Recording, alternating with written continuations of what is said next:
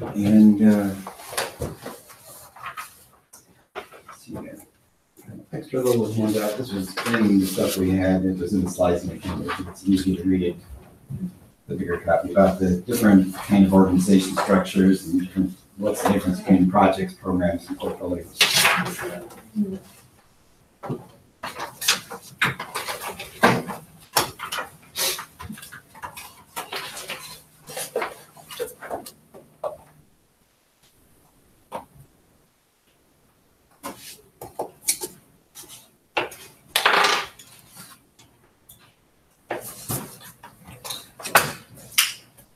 Okay, I'll start off. I'll even help.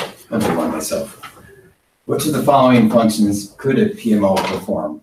Recommendation of policies and procedures. But we're going to jump in here. Formal authority over all organizational projects. All project managers report to a PMO organization administratively, or all of the above? All of the above. That is correct.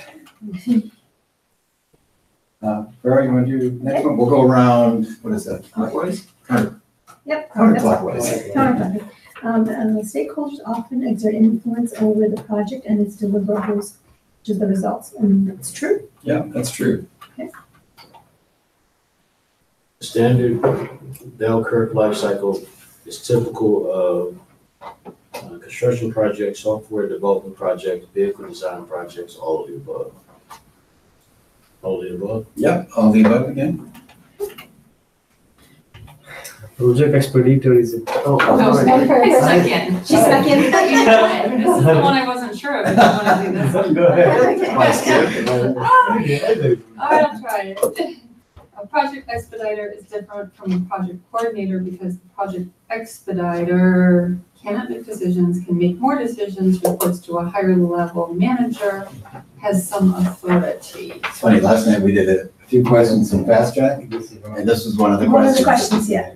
Oh my. That's why. So I'll help I you was with it. giving you. Expediters and coordinators. Expediters are basically workers that Okay. supply information and stuff, but they can't make decisions. A coordinator can make some decisions. It But wasn't they'll always be defined. part of the project team. It wasn't defined in any of the reading. It was in the handout I gave you about definitions and thoughts. Oh, I didn't get to that yet. In this book, I did that too. Yeah. So what is the answer? So the answer is A, cannot Not make enough. decisions. Oh, Actually, I'm not quite sure if it's quite worded the same way as that one we saw in Fast Track last No, night. I exactly. Is it that? Is it? How about that? Okay. Weak, balanced, and strong are types of functional organization, matrix organization, project organization, none of the above. Balanced and strong. Actually, a little handout I gave you mentioned Weak, balanced, and strong.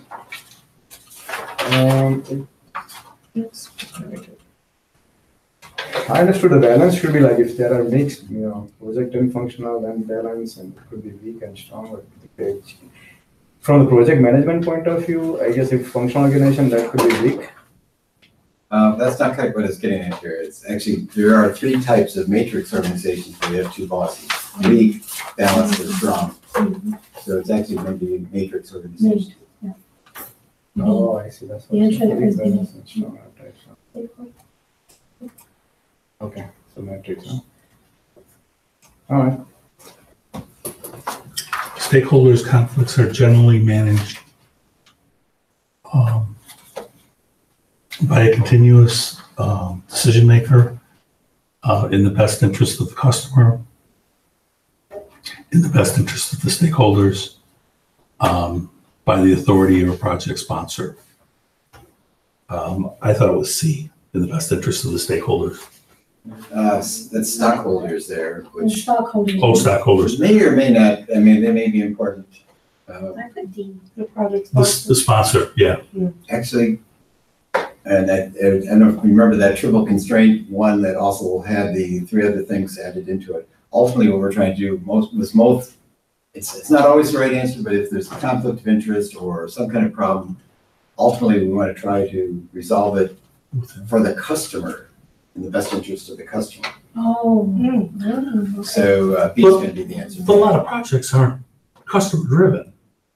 The customer They're can be internal internal driven. or They may be internal driven, but even if it's an internal project within our organization, Think to our customer. where we still have that So end you're user. referring to, okay, End user customer, I mean, they could be an internal customer, or they could be, outside client. okay. You're holding a PMP training seminar for people in your company to help them obtain enough hours to qualify to take the PMP exam. This is an example of a organizational process assets. B, contributing to the project management body of knowledge. C, cheating, which should be reported to PMI. D, lessons learned. I would say A. The training itself, though, and obtaining hours to keep up with the PMP, this is more the idea of the project management body of knowledge. Oh. And by doing training or teaching or taking training, you're actually building up your, in this case, you're teaching, right? They're training. Mm-hmm. So you'd be contributing to the body of knowledge. So B is the answer. Good. Oh, I got the next one, which is a good one, because this is one I like to use as an exam example too. Phase gate reviews are sometimes called phase exits, stage gates, or kill points, or all of the above. Well, for me, I had heard phase gates and exits, or stage gates and phase exits. Motorola, we used M gates. Kill points, I'd never heard of that. Mhm. If two are right, I'm pretty sure the first two are right. It's going to be all the above. Yeah, we use stage Oh. gates. Yeah, we had M gates. Project phase review or something. Phase gates. Kitty points, I like that. Kill points, wow. Never heard of that before. Kill points. Never heard of that. Nowadays, that might not be a good term to use. It's like when we talk about the lessons learned, and at the end of the projects, we did what we called after action reviews. Some people call them postmortems. Well, postmortem is probably not a good idea for that too, unless the thing really failed and you had to shut down or something. If you want to dissect cadaver or something. Okay, next one is mine. To be effective, the project manager is required to be an expert in the project's underlying technology. And that's false. That's false. They don't need to do that. The risk or uncertainty level of projects increases as project continues. Hopefully, risks and uncertainty should drop as we're going through the project. You remember that one chart we had where at the start, risk, uncertainty, stakeholder influence is really high, and that should drop down as we go through it. Towards the end, if we get to make a big change or something or fix something, the cost of changes gets more expensive as we go along. So the answer is A. Yeah. So the answer is highest at the start. Yeah, it's highest at the start.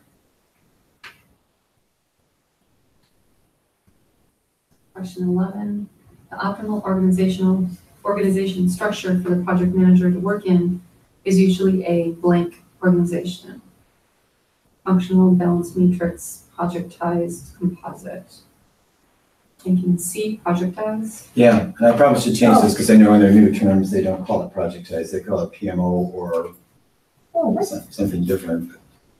Of these terms, yeah, projectized is an older term. Actually, I had it in the slides, so showed the functional organization, how we're not too powerful in those usually. The matrix organization where we're at those mixed levels, and then projectized is where the PMO is like in charge, right under the CEO, pretty much doing everything. Right, number 12, a PMO is not required in functional organization, A, right? It's not required in a functional or a matrix or projectized. It's not required in any organization. Oh, It's required. what?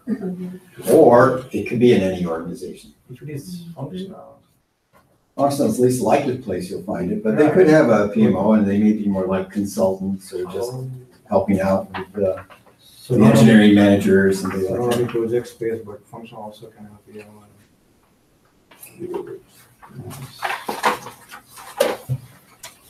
Most projects' life cycles begin with a relatively low cost level. Yeah, A is correct.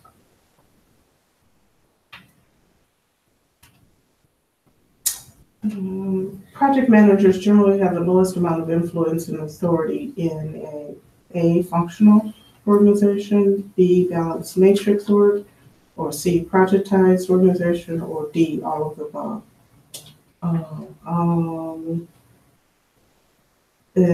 Functional? Yeah, Yeah, because functional organizations where we usually have the least. engineering, Yeah. experts. Which of these elements is not part of the definition of a project? Progressively elaborated, ongoing operation, temporary time period, produces a product or service. Ongoing operations, that's, the manufacturing team or operations team that's going on. That's not, we'll intersect with them, but and we may upgrade their system or something, but that's not part of a project. The organization's safety and health policy, ethics policy, project policy, and quality policy can be used in a project to influence its success. All these policies are part of A, organizational process assets, B, historical databases, C, the project plan, project management plan, and D, enterprise environmental factors. I'm going to say A. Yeah, A is correct. They used to have that a little bit more under, I think they did spell it out a little bit differently before, but that's what they're saying now, under the organizational process assets.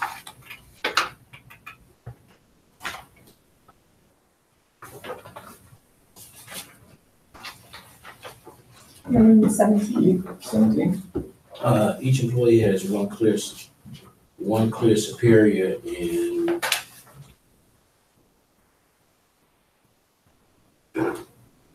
one I didn't answer. Oh,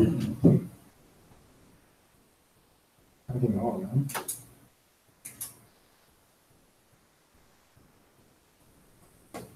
Not sure. functional organization is the one where PMI says, that's where you've got one boss. You're in, I work for engineering manager, I work for marketing, whatever. So you just have one boss in that. Matrix, you've got two bosses, you're sharing, you've got the project manager and the functional manager sharing some level of authority and power.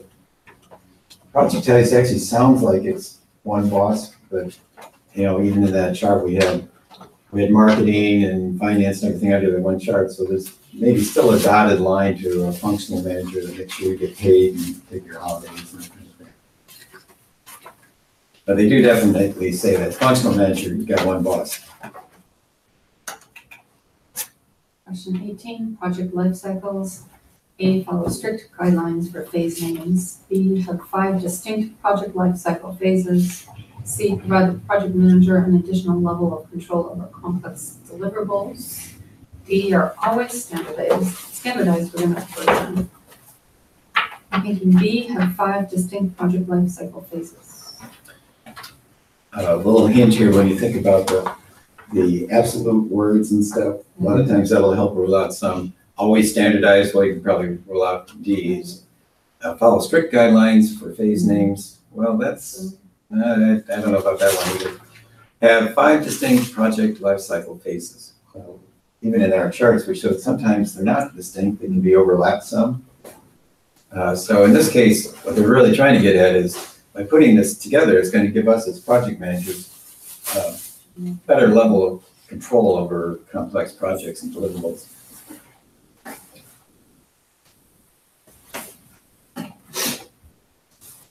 So which one is it? Like C? So it's a C. C.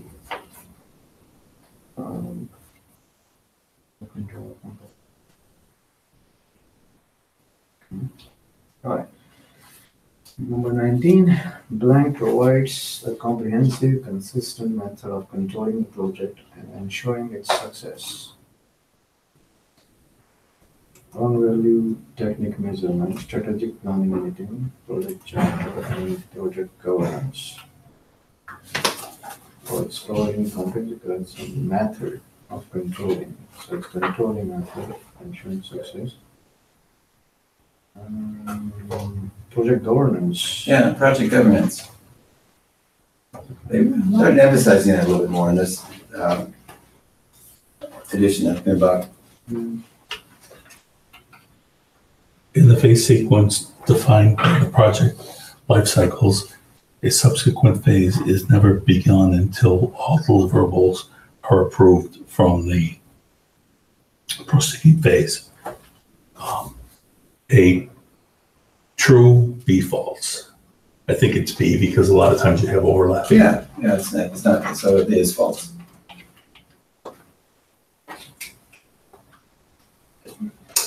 Why do organizations divide projects into project phases? A, to improve management control. B, to monitor performance at key milestone points. C, provide links to ongoing operations. D, all of the above. B. B is good, A is good, C is good. So D, right? They're all good. Okay. That's why I say, unfortunately, we have too many all the above type answers in our quizzes. But it's not always all the above. There'll be some exceptions. Next one's another one with that in there, though. External influences on the project may include government regulations, globalization, environmental issues, or all the above. Yep, it's all the above again.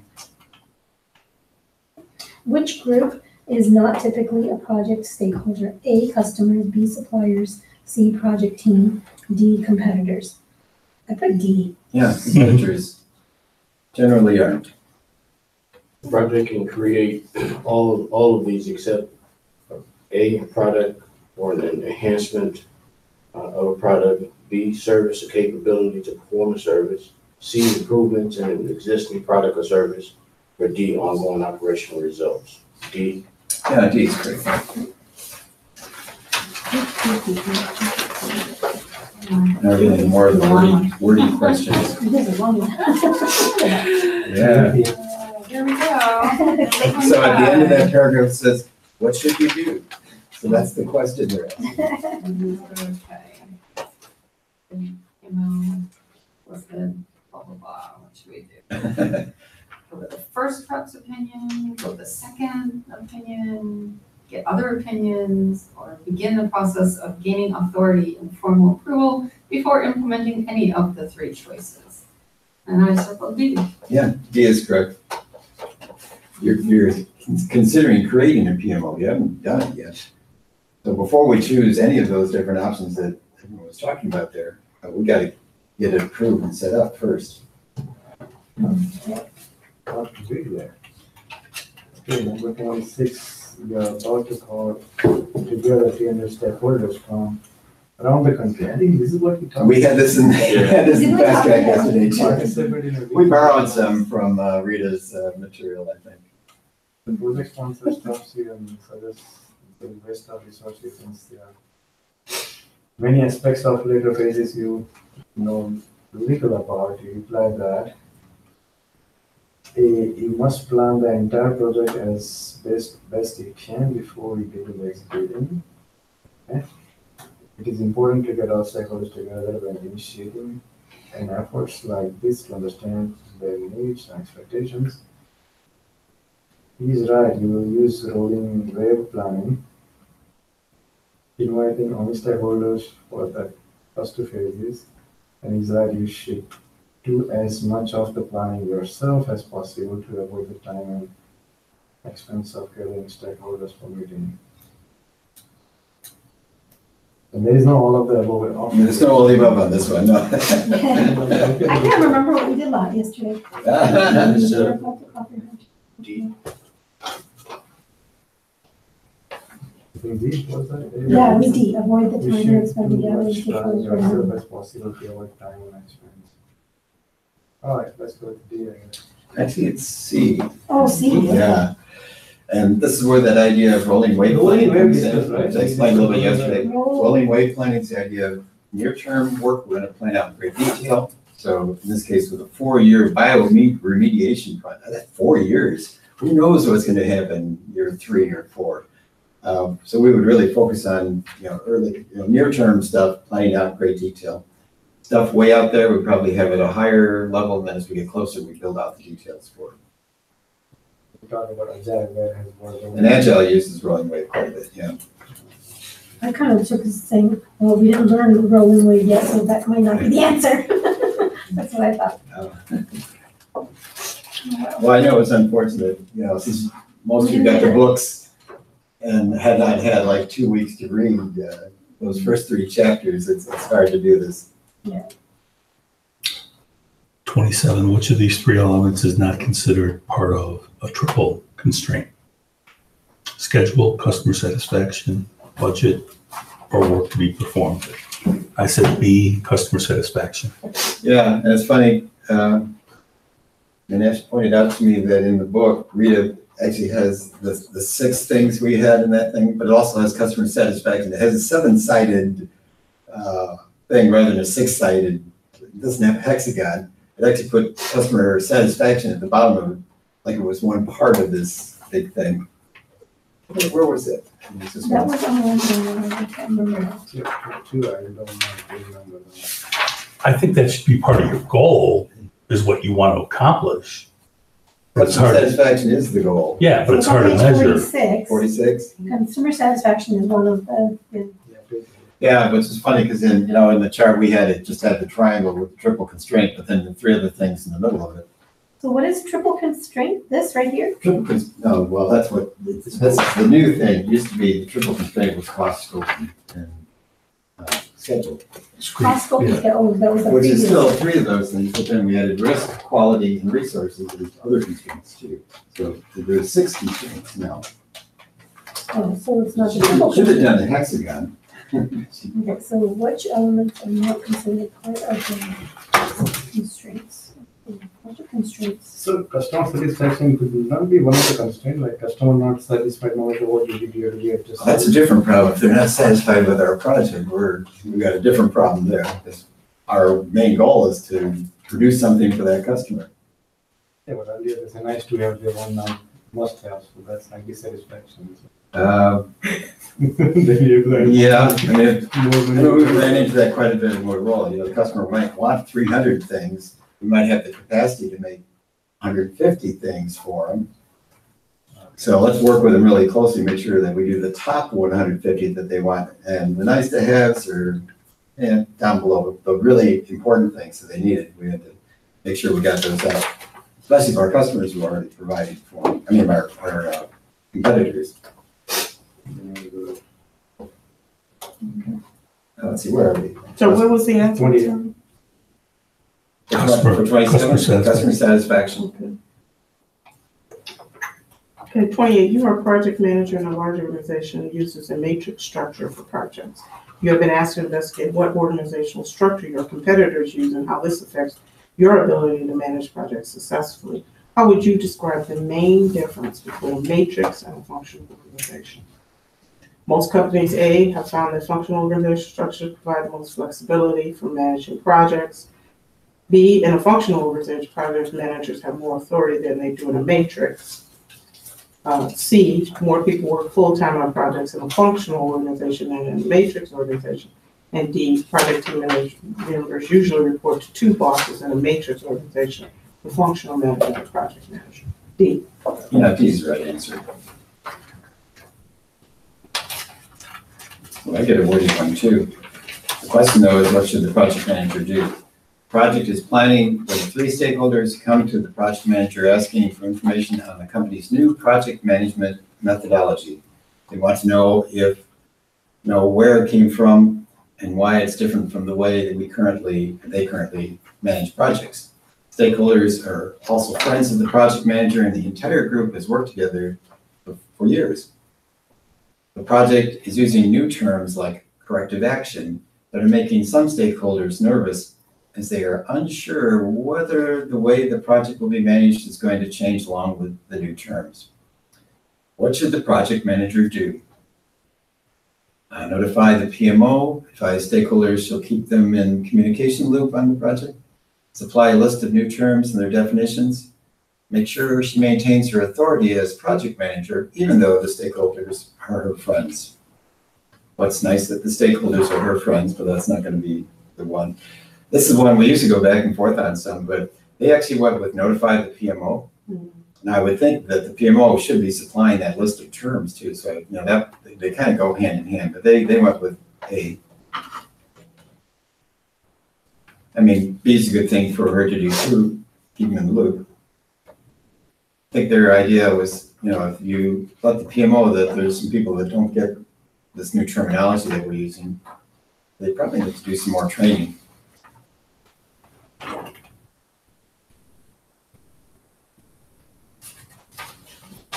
Okay. You're to number 30, right? Yeah. What is the primary role of the stakeholders on a project? A, to provide input to the project manager. B, to communicate with the project manager and other stakeholders. C, to communicate among themselves in order to define requirements. And D, to communicate with the project manager when something goes wrong. B? Yeah, project manager and other stakeholders. If we had one customer, it might be more limited, but if we've got 4 or 5 customers, and probably key people within the organization, it's good to have that communication between all of them. I was listening on 29. What was the answer for 29? 29 was A. Sorry. 30 is B or D? B. B. B.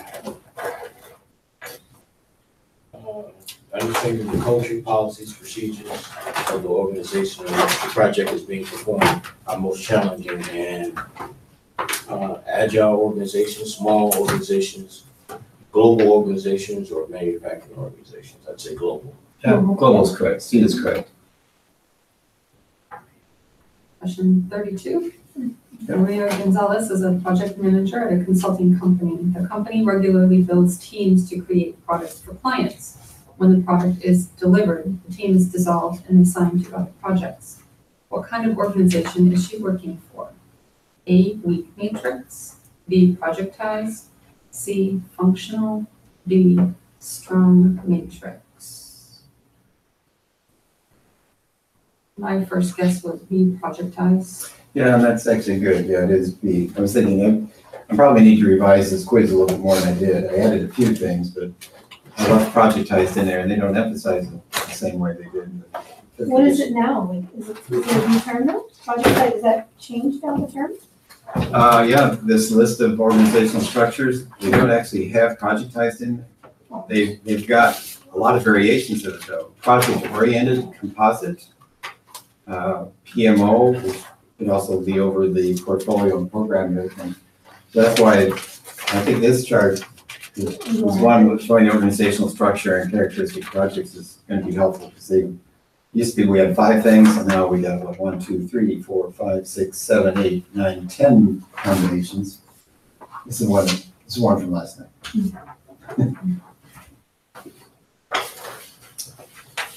Right, 33. According to PMI, a project manager should have following skills: software development, necessary knowledge of government and legal regulations, responsibility, technical project management, leadership and strategy, and business management skill, and marketing. Okay, C is the answer. Yeah, C is the answer. That's actually, we had that little triangle they put together calling the project management skills that they think are important for us to have. Bless you. Thank you. Project development life cycle can be, I said all the above. Yeah, all the above is correct. There's predictive, incremental, iterative. The only thing they didn't put in that list was agile. But iterative is sort of like an agile one. Mhm. Okay, very good. So your first sample of, well, you got a chance to go faster like you did. You already got this. But, one thing I forgot to do that I thought I should do, how about if we have a real brief introduction of each of you, what your background is and what you're going for. I know we had 2 separate classes for class 1. So not everybody got to know everyone else. And we're actually missing Maureen, who I think said wouldn't be here tonight. So you want to start? Sure. My name is Marin Jenkins, and I had worked for EY, Ernst & Young, since 1998. I got laid off last July. And I started out as an editor and was managing the workflow, and then the group went global, and that function went elsewhere. Went global. It went global, yes, it went offshore. And they asked if I wanted to be a PM. I didn't really know what that meant. I said, sure. I kept my job, and I never pursued the PMP, and I just kind of seated my pants. And I figured, Well, you well, must have done actually, well. well, I figured it out as I went, but I think now I need this because all the jobs that I've been going for, they say they prefer. It's not required, but Sometimes they say so here required. I am. So that amount of experience didn't add up to the full certification then? They I never prefer- tried. I never even bothered pursuing it. Here I am. Very good, thanks. Very good. Nimesh Patel, I worked at Honeywell as a IT program manager. And pretty much all this I used to do, starting from charter to budget approval and then project execution and training and adoption. So I worked 6 years with Honeywell. Whether project would be in phases or parallel projects going on in the program. Yeah, and then recently, like last couple of years, a few years, we have been doing Agile on one of the projects that I'm running. But all my more work is towards SAP Business Intelligence, moving all the new reporting tools and data acquisition. Yeah, that's what I have. Welcome, thank you. Mark Federley, Global Sourcing Manager. So I participated in a lot of projects. I contributed to a lot of projects, but I never really ran projects. My group was like 11 people, and we had a project manager who kept track of all our projects. So we would work on new product development. We would work with research development. We work with manufacturing on cost reductions of different products. So yeah, there was always a lot of projects going on. Yeah. But yeah, I never start to finish ran a project. But I've done all phases of participation in projects. Yeah. Good. My name is Tanya Hooks. I spent 10 years in executive search in the CFO and high-tech practices and was laid off during the Great Recession as an executive assistant. Great Recession. Wasn't it like 29 or something? 2008. Oh, the other recession. Oh, the other one, yeah. Right.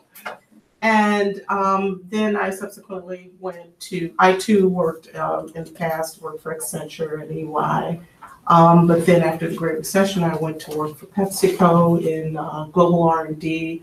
And then I transferred up to Insights, where I coordinated and managed some projects, a couple small projects, awards programs and things like that. And then one big project, a budget hub. And then we had a massive restructuring in February. I was laid off from there. But then I picked up and I'm working for a small company that's being run by Governor Rauner's wife. Oh, And she is actually transforming the company into a projectized work style or structure, if you will. And so I'm doing some contract work for them, and I'll be working on short and long-term projects. Okay, thanks. So you're doubly busy working and trying to study at the same time. And you know what? This is all like really coming together, Oh, is that? both at what I did at Pepsi and what's going on right now. Well, that's good. So yeah, it's like really right on time, really. And it's pretty exciting. Yeah, good. Yeah. Sure. Good evening, everyone. My name is Sarah Ali, and I've been working at Blue Cross Blue Shield as a change manager, utilizing the ServiceNow application. I'm a technical administrator there for the change management process. They had a massive restructuring at Blue Cross, actually, and I was part of that cycle. So I heard that the CEO came in July, did all the restructuring, and he himself was fired 6 weeks ago. And, Oh, boy. which was, because I mean, for people who lived there, people who worked at Blue Cross for like 15 years and so forth, they were all, quite a few people were gone. Yeah. And then he's gone 8 months later. I don't know what he did to get, he wasn't there very long either. So he did the damage and left. It's really bad, isn't it? Yeah, It's really sad. we had a CEO at Motorola that caused grief that way Havoc, yeah, too. yeah. The wrong person in the wrong place. Yeah, Wrong person, that's exactly it. wrong person in the wrong place. Yeah. And then they leave with a golden parachute and make millions of dollars They and do. go on their way and They do. go to some other company and mess them up. Yeah, and even make me even more money. Yeah. Very sad. Sorry about that. We're glad you're here. Yeah, I'm glad I'm here. I'm learning a lot actually, so hopefully it'll be good. Okay. Myself a new job. My name is Keith Kreiner. I've served in the Air Force with the Space Command down in Florida for a while. Subsequently, to return home, went to college, worked at Wintrust Financial, moved up into managing the compliance department, conducting audits on mortgage portfolio. And then in 2005, I left there and actually had an opportunity to go and immerse myself into the construction industry. And since then, I've had an opportunity to work on some fairly large projects, mostly schools and educational facilities with the government. And so I'm actually looking to gain some certifications that will actually open some additional doors. Mhm. See what we're shut right now. Good. I know a couple of my friends at Motorola came from construction PM groups. And then after they left Motorola, they went back to doing construction work. And a couple of them worked for, it was a big project in lighting. British Petroleum was, they couldn't build anything new, but they could expand. And so they had like a $6 billion project to expand. And to me, it sounded almost too crazy in a way, because they'd have a whole room of project managers that just did schedules, another room of project managers that did cost, because tons of steel, yards of concrete, and everything else for something like a huge thing like that must have been gigantic. But I thought, I don't know if I want to do just one thing like that over and over. It's I didn't know. But it is. Price of concrete, okay, great. it can become, there's a lot of guys that get pigeonholed, if you will, Yeah. into just doing estimating. So being a project manager to moving and estimating. And then if you go to the big firms and you're actually estimating, like you say, just in a concrete or steel, area and that kind of thing. And it may be easy and may be fun for some people at some point, but it catches up with you down the road. Yeah, I think after a while, after doing 5 years of concrete, I think I might want to do something else. And I'm not even a millennial.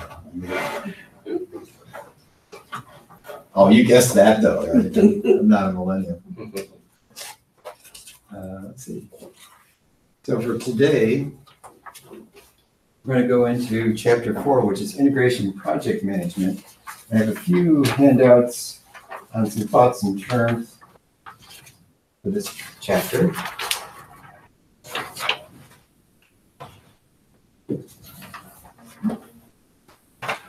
Oh, shoot. There's one. And Keith found it already, but I have a 3-hole punch back here if you need a 3-hole punch for all these good things I'm giving out. Integration project management is an interesting section or knowledge area. And this is the area, I think I might have mentioned, at least in one of the class groups, that really we as project managers own this process sections of these knowledge areas. This is all about putting the whole big project together, managing it, controlling it, doing all the work on it. So this is, a lot of the other areas of cost, okay, we may have some finance people working on the cost section, maybe some schedule people working on the schedule parts, but this is the big high-level one that we're responsible for. That's why I like, in a way, that chart that Rita had that I gave you kind of a copy of it, because integration project management is from start to finish, from charter to closing out the project.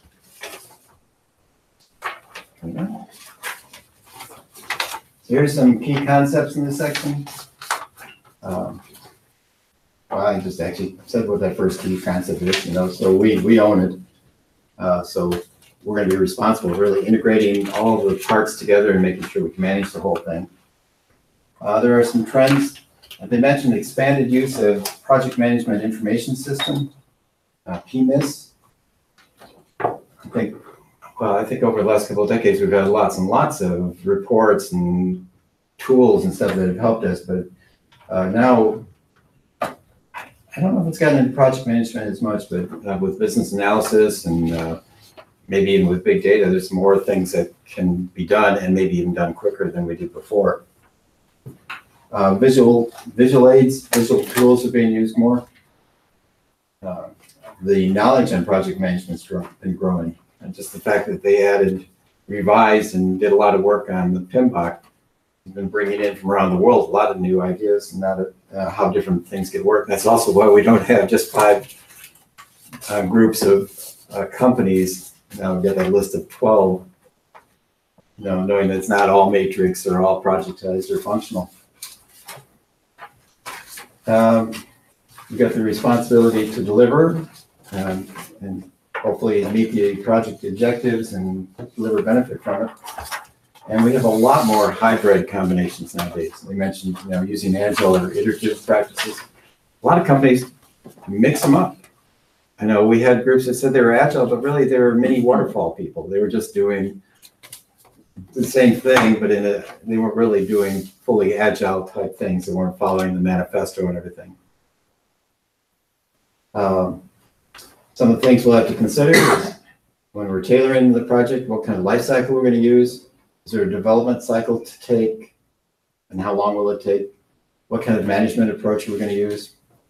How we're going to use the knowledge management that we have within the company? How we're going to manage change. Change is always an important thing. And how do we best provide governance in managing the different groups that are going to be involved with this? Lessons learned. We should be doing those really throughout the project. And those will help us for future projects. And what kind of benefit does this new project have? In the agile or adaptive environments, it's going to be more about doing little bits of work at a time and managing the work and rearranging our priorities on what work we do next. So product planning becomes important in there. And we as project managers in agile environment are going to be more of a coach, mentor, as we allow the team to make more team decisions than just having us dictate to them. And so here's a picture of all the processes. We'll jump into the first one, which is develop the charter. And this will be an initiation. So there it is, top of the list. So some of the things we're going to be talking about here is the charter, the business case or purpose for it, justification. Probably should include here the benefits plan for it too, because that's something that they're emphasizing a lot more now. What's the value of this thing for our company? We'll have high-level requirements, high-level funding, and project manager will be assigned and given some level of authorization during this process. And we're going to identify initial constraints and assumptions too. If the sponsor says you got $1 million in 6 months, well, there's 2 constraints there. 6 months, we're limited to 6 months. And if $1 million seems like a lot of money, but turns out when we put the plan together, it should cost $5 million or something, we'd be in trouble. So charter is going to be establishing this relationship between, they call it performing and requesting organizations. So we are doing some work for requesting group, be it an in-house, in-house customer or an outside customer, it doesn't matter, but we've still got these two groups here. And we're going to be authorized by someone. They like to use the term sponsor to talk about that person that says go for it. Could be a PMO, steering committee, maybe senior management. I think later they use the term initiator too. Well, somebody that tells us to go for it. Could be a chief financial officer or head of the IT group. And the charter will then be signed by that sponsor initiator. What it's going to do is provide a level of funding and authorizing that project or phase to get going. We want the project manager to be identified early. And while we're putting the charter together, if we're assigned early on in there and have a lot of experience doing similar projects, we can help the sponsor, whoever is creating that charter, especially if we've got experience doing a lot of the same kind of projects. And one of the things that PMI started emphasizing currently in some, maybe in some companies, but some places around the world, it was assumed that the project manager wrote the charter. Now, in the actual world, that may be true, but PMI thinks that we should be able to assist and help create it, but not be the owner or sole writer of it. We should be definitely assigned to the project before we start planning, though. And what we're putting in this document is the basic requirements that are going to satisfy those needs and expectations. They use stakeholder in a big term here, but I think obviously our customer end user is going to be the main group that we're focused on. Bunch of flows. This says the inputs in bigger letters though. So we probably have the project statement of work, some kind of description of what this will be, what kind of service or product we're building out. What's the business need for it? Basic description of the scope if it's a product. And what's the relationship to what we're currently doing? Strategic-wise, how does this tie in with the company's vision and goals? It's going to be something that's going to help enhance that and build on it. There may be a business case for this too. Could be market demands, maybe a specific customer request. A number of different things that could be there. We may have some agreements in place. They're not using the term contract as much anymore. They still use contracts. It's in this too, but agreement would be any kind of contract we have. We may have some ongoing service level agreements and stuff. I know in my world, Sprints and Verizon were always in contact with us for getting new stuff or getting stuff fixed or adding enhancements. So we probably have some ongoing agreements already in place. On the enterprise side, what's going on in the marketplace, any government or industry standards, a number of things that could guide or direct us in how we're going to put together this charter. Organizational process assets, probably have those policies, procedures, templates, lots of things. Probably have old charters that we can either update or have some good ways of recreating the new thing.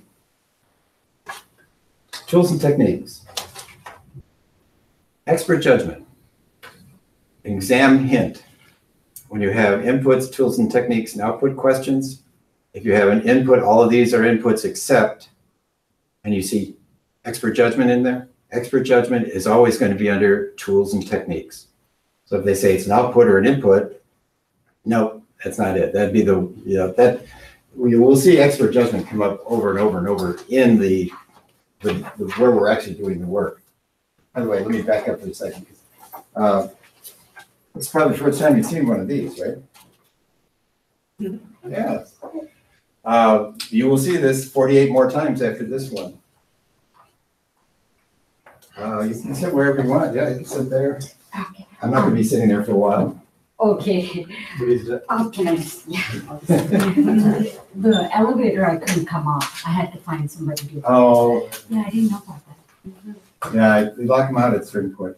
Yeah. Half of us got experience with coming here on Monday, and everything was locked up. And I had a key card to activate the elevator even.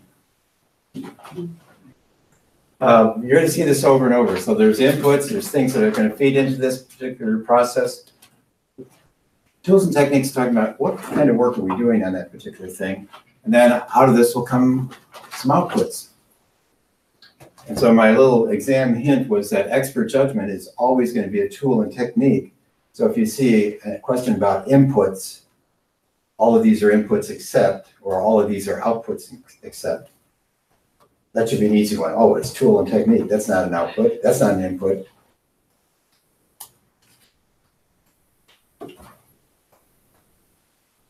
Let's see.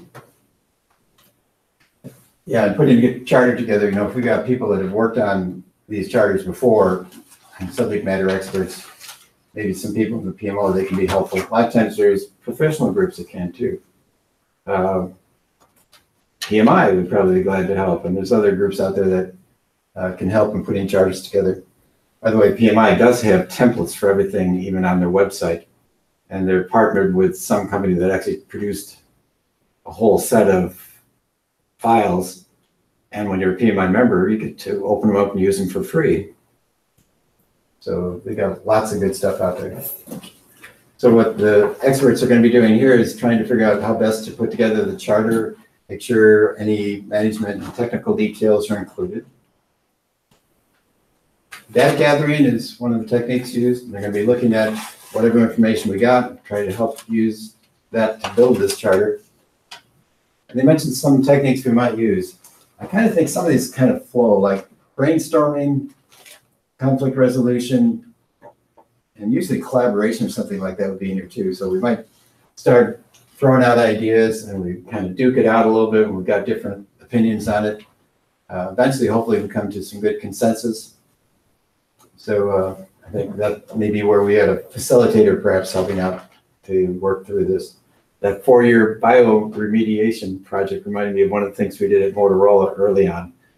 I came into this one large program we were doing, and they brought people in from Arizona and Texas, maybe from some other countries too.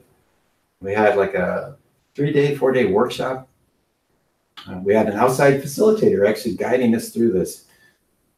Post-it notes on the wall, lots of brainstorming, it was fun and kind of interesting. I think the best part about it, though, is you got to see face-to-face people you normally just, were talking to on the phone, that kind of thing. But it was also an expensive thing to do, and eventually they stopped doing that. And similar to that question, all of our projects were 4-year bioremediation. A lot of times it was kind of, not necessary to bring everyone that was going to be working on 8 months from now in right now to get started. So the output of this would be the charter. Describe what we're doing, what's in the description of this project, what kind of need is it covering, and why are we doing it? The W's? No, it's not all the W's. Although how we do it is probably going to be something included too. What's the business case justify doing this? Us as PMs being assigned to the project, and what level of authority we'll have. That high-level summary of budget, maybe some key milestones and high-level risks. In initiation, we're actually working on 2 processes in parallel. One is going to be the charter, but we're also identifying all the stakeholders. So that's why I mentioned the stakeholder list there. Assumptions and constraints that we've noted. What's the main objective of this project? And what's going to be indicating that we were successful, did a good job with it. Requirements, as we know at the start, and they're probably going to be high level. And then who's going to sign off? Who's going to approve different things as we're moving through it? Who's going to say that, yep, the project went great, good job. And the signature on the charter will be that sponsor, initiator, maybe senior management. And that's going to take us into planning then. But we've been going about an hour. So how about a 5-minute break? Oh, we've been going, most of us have been going for hours. I'm sorry about that. I just got lost. You got lost? Yeah. Oh, I'm sorry. From downtown, so I just, on my GPS, it automatically gave me a shortcut, but it just ended up being A long cut. a long cut. So I just, maybe that again. I'm sorry. I But had I this, sent you an email. Oh, That I was, yeah, of course, I know. And at that time I thought I was 10 minutes late, but then I was driving and I didn't want to send you another one that I'm like. if you're going to be late, I'm going to suggest that you text me because, Yeah. Oh, well, first okay. off, I wasn't reading emails, but also I was at the eye doctor just before I came Oh, here. okay. Sorry. But text Yeah, worked we out. have your cell phone, right? Yeah, I'm okay, sorry. perfect. This is something I just put together, we went through this in our slides in part one, but it's a little easier to read here. It's also in PMBOK. Oh, okay. Shows different kinds of organizations, how projects are set up, and then the backside is about projects, programs, and portfolios. So this is in PMBOK too, but I think this will be helpful.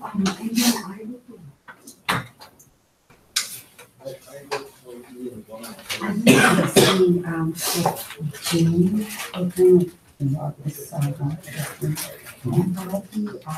out, Tuesday, and then this days we have possible. So we're missing Tuesday and Wednesday. I'll get my copy. So you're gonna be on these two? This, and then, oh my God, it's, we have a class on 19th or 18th. Then we have a class on 19th. 18? 18th, right? Not, so on Monday. Yeah. So it won't be Tuesday. As of right now, because I'm tied up on, Okay. I'm tied up on Tuesday. Okay, because we'll be, Just to be gone on the 18th? we're coming back this day, flying back. So So it's a I'm maybe, not sure. probably. But do we have class on the 19th? No, we don't. Okay, and then not until 26, okay. Yeah. God, so that's like 3 Three classes. I'm recording the classes and I can give you the information in advance, like the handouts and the quiz and stuff. Okay, good. And were you about to give me some? Well, we went through Okay, this quiz okay, at the start, so if you want to okay, good. take the answers off of that, or Yeah. did you get that quiz done? Yep. Okay. That too. Okay, so you don't have a class on June 19th? No, we have it on the 18th. I'll change one Monday. Yeah, I think we kind of. Paul was talking to the students and he was talking to me too about what days I'm available, like on the first and third Tuesday I'm tied up. And actually in June though, it's the second and fourth Tuesday I'm tied up. Oh, I've got a regular thing at our church that I go to. okay. And But if we take, listen to the lecture, how would you validate that, those hours that I do this? I do want to, like, any way that you said, about to make it up. well, if I put together the video and you watch the video and do the quiz and things involved, you do readings. Right. Readings is the And main if I part. don't, right, and if I don't put that side for my loss, I mean, I would not be able to do good on the future exams, so that's just something that, okay, so that would be great, the reading and the notes, and then maybe I can just, read, through it ahead of time. and see. Yeah, and actually in the schedule, that's one thing I was going to mention, the others too. Don't need to worry about when it says NITS, that's because that's what we're running through with the slides in the class. Reading the readings from PMBOK and then the readings from PMP exam prep is really the Okay, homework that's the work. chunk Yeah. that we need to, okay. Yeah. Yeah, and you give us this, have the class too, so. And this is the sequential order we're doing it in. It may not be the same date, because like, for instance, today we're working on this. We started out doing the quiz from the first part, so it may get Sure. slid down some. Sure, if you, yeah. That's also helpful though, because like when we do have Tuesday and Wednesday, Mhm. probably need to make sure, in advance that you have a chance to really capture the readings for both those classes. Oh, right. Unless you've got a lot of time on Wednesday day, Yeah. that can be a challenge. Question, the attendance sheets, are you proactively, or are we supposed, are you submitting those? Are we supposed to be getting them signed each day? It depends on what your caseworker asks for. Mm-hmm. He just said, Get it signed? mm-hmm, Are you supposed to fax it to him or email it to him or? mm-hmm. So I didn't know. so I we can had sign last off as week. your instructor. I can sign off saying, yep, you were here. Okay, When I was a student, my caseworker actually had me snail mail it in every 2 weeks. Nowadays, some say they'll have Paul send it in, others say just fill it out, scan it, and send it to us. Or whatever your caseworker wants. I mean, I guess the onus is. Did they say how often to do it? He did not, he just said, make sure I get it to him, so I didn't know.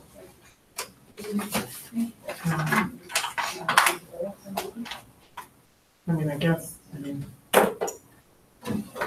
Is 2 weeks supposed to be 2 hours? Hmm? 2H. Oh, that was TH. Because I'm supposed to sign it or. I see, that's your initials, Yeah. okay, I thought, your T looks like a 2 to me. Oh, Oh, well, you were here for more than 2 hours. yeah. Are you gonna try this one in, because I can sign it right now and date it? Yeah, if you could, I'm gonna do it for the 3 weeks.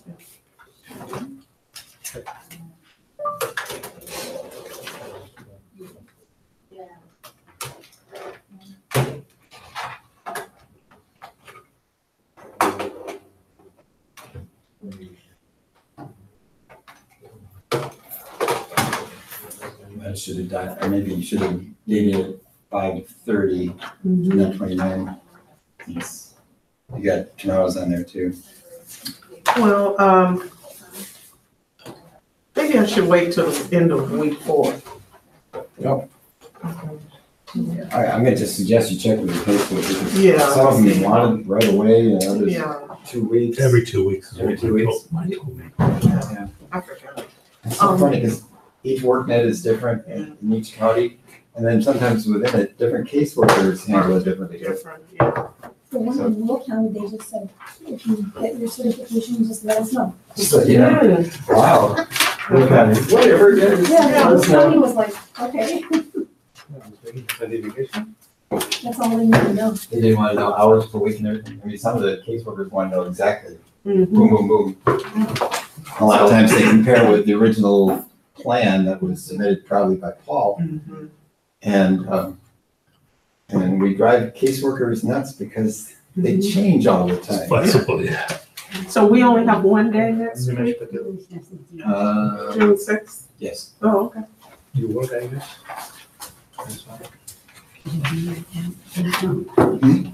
Oh, really?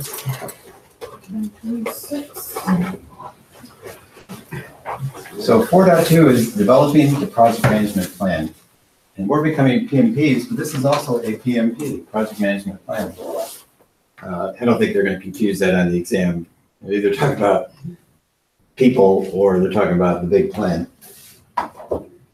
So what we're doing here is really defining, preparing, integrating, coordinating, putting together all those subplans. So we're just starting out here, but we're going to see that we're going to be pulling in the cost plan, the schedule plan, the quality plan, the resource plan, all these other plans are going to feed into this big one. As a matter of fact, that handout I gave you, the thing in the slides that showed it had developed the project management plan, it had all those little arrows and things coming in from cost and schedule and quality and resources and communication and everything else. So what we're doing here is really putting together something that's going to guide us through the execution of the project. And we're developing this. We probably have some assumptions. We're assuming certain things. I like to use the example, if I was doing construction, I'm assuming it's going to rain 10 days in April. And most years, maybe the last 10 years, that was the average. This year, we didn't have 10 days in April. We had more in May, I think, than we did in April so far. I guess more this week, too. But that would be one of the things to record in the assumptions log, that these are some of the things that we're assuming. And assumptions are something we assume to be true, but we can't prove it because it's in the future. I assume we're going to get more business. We're going to sell more product. Oh, great. What gave you that idea? Well, if you had market research and other things, maybe you'd have some good ideas, but hopefully it's not just a whim, a hopeful. As we're putting everything together, we're probably going to look at some different alternatives a lot of times than what we're doing. I know for us, a lot of times it meant, do we do the work in Dallas, Texas, or do we do it in Krakow? And for us, it had more to do with who was available, who was booked with a lot of projects, and who had more capacity to do work. We're going to be, one of the key things we're going to be doing as project managers is communicating. So one of the things we're going to be looking at in our plan too is putting together good communications with our stakeholders. We'll define when we're going to have specific reviews, what's going to be covered. Meeting management will pop up once in a while, but they really think that meeting management should be very specific, have a specific agenda, start and end times, run the meeting, get the minutes out right away, action items and owners signed right away, and not let it just wander on for a while. Did I mention, I probably already mentioned that when I started Motorola, we had 3.5 hour weekly status meetings on our programs. Boring and really unneeded. And we eventually got wise and said, okay, your project's going well, great, keep going. You got some troubles, let's talk about it. Let's figure out what we need to help you, or escalate it to higher authorities if we need help. And the meetings got smaller and smaller, and we're much more efficient. In those long meetings, usually when it was your turn, you weren't listening anyway, you were doing emails. And so you'd have to ask it, can you repeat that question? And it was very obvious, caught you. And what we're going to be creating eventually too, when we get everything put together, is a performance measurement baseline, which is going to help us doing our plan versus actuals. How are we doing? Are we on plan for our budget? How are we doing for the schedule? And the performance measurement baseline is actually going to be made up of 3 baselines: the scope, schedule, and cost baselines, which we'll get to in those sections. So we used to split up this knowledge area and do little bits of it after we did some planning. So I think it might have made more sense that way. But at the same time, I think this is good to follow from start to finish everything that we're doing in integration project management. So we're going to be selecting what kind of life cycle we're going to do. We're gathering up and really integrating together all those sub-plans.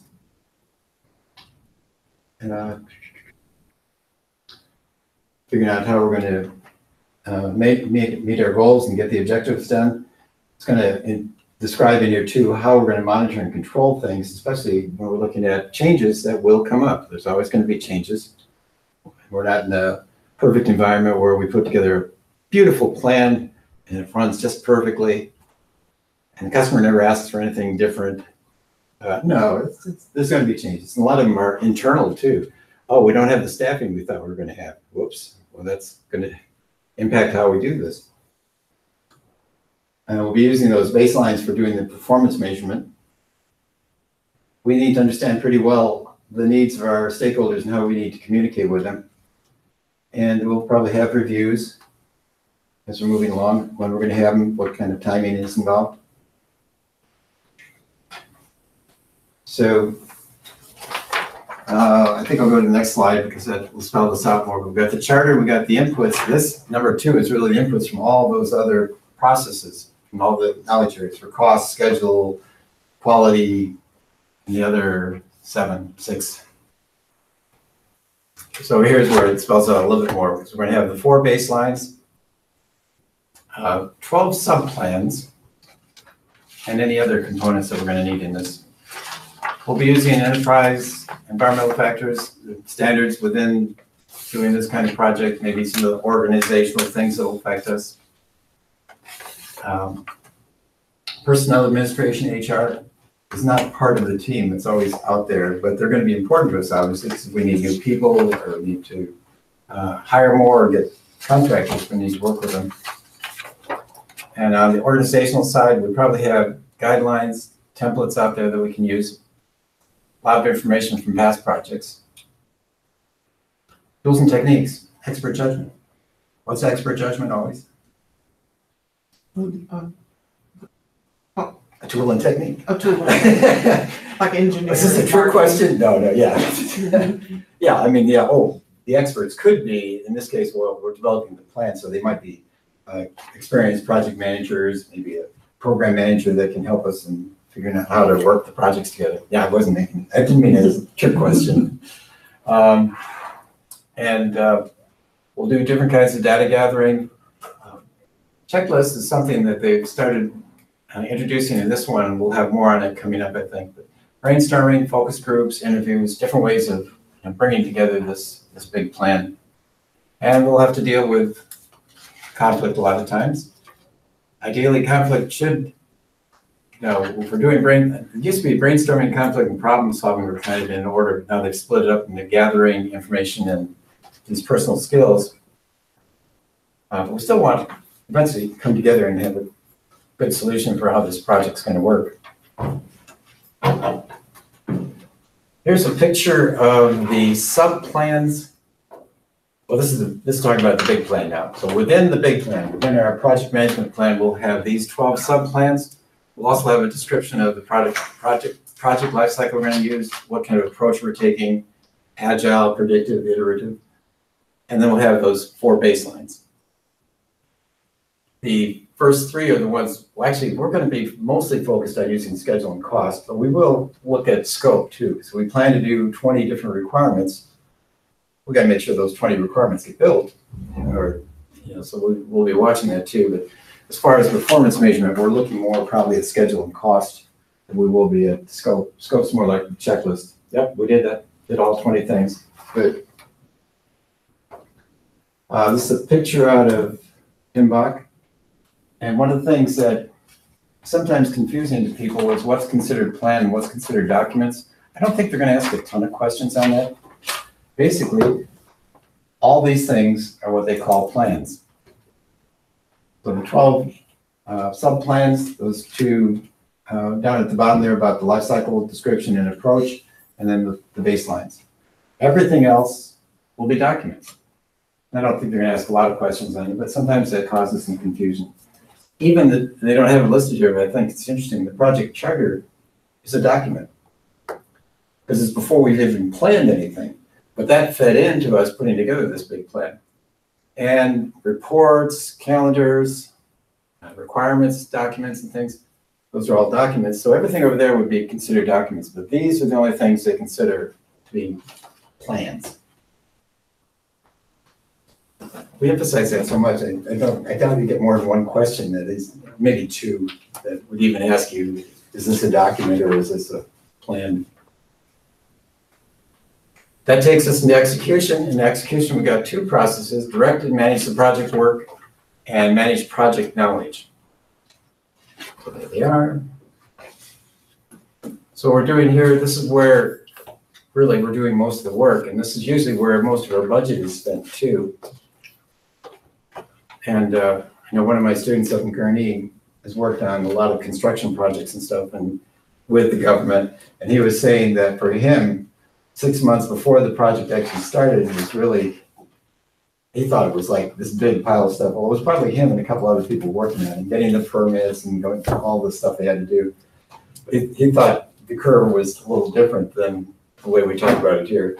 I think his time was maybe the 6 months preparation work was big for him, but if it was 50 hours a week for him, that still wasn't, 20 people or 30 people are going to work on the project later.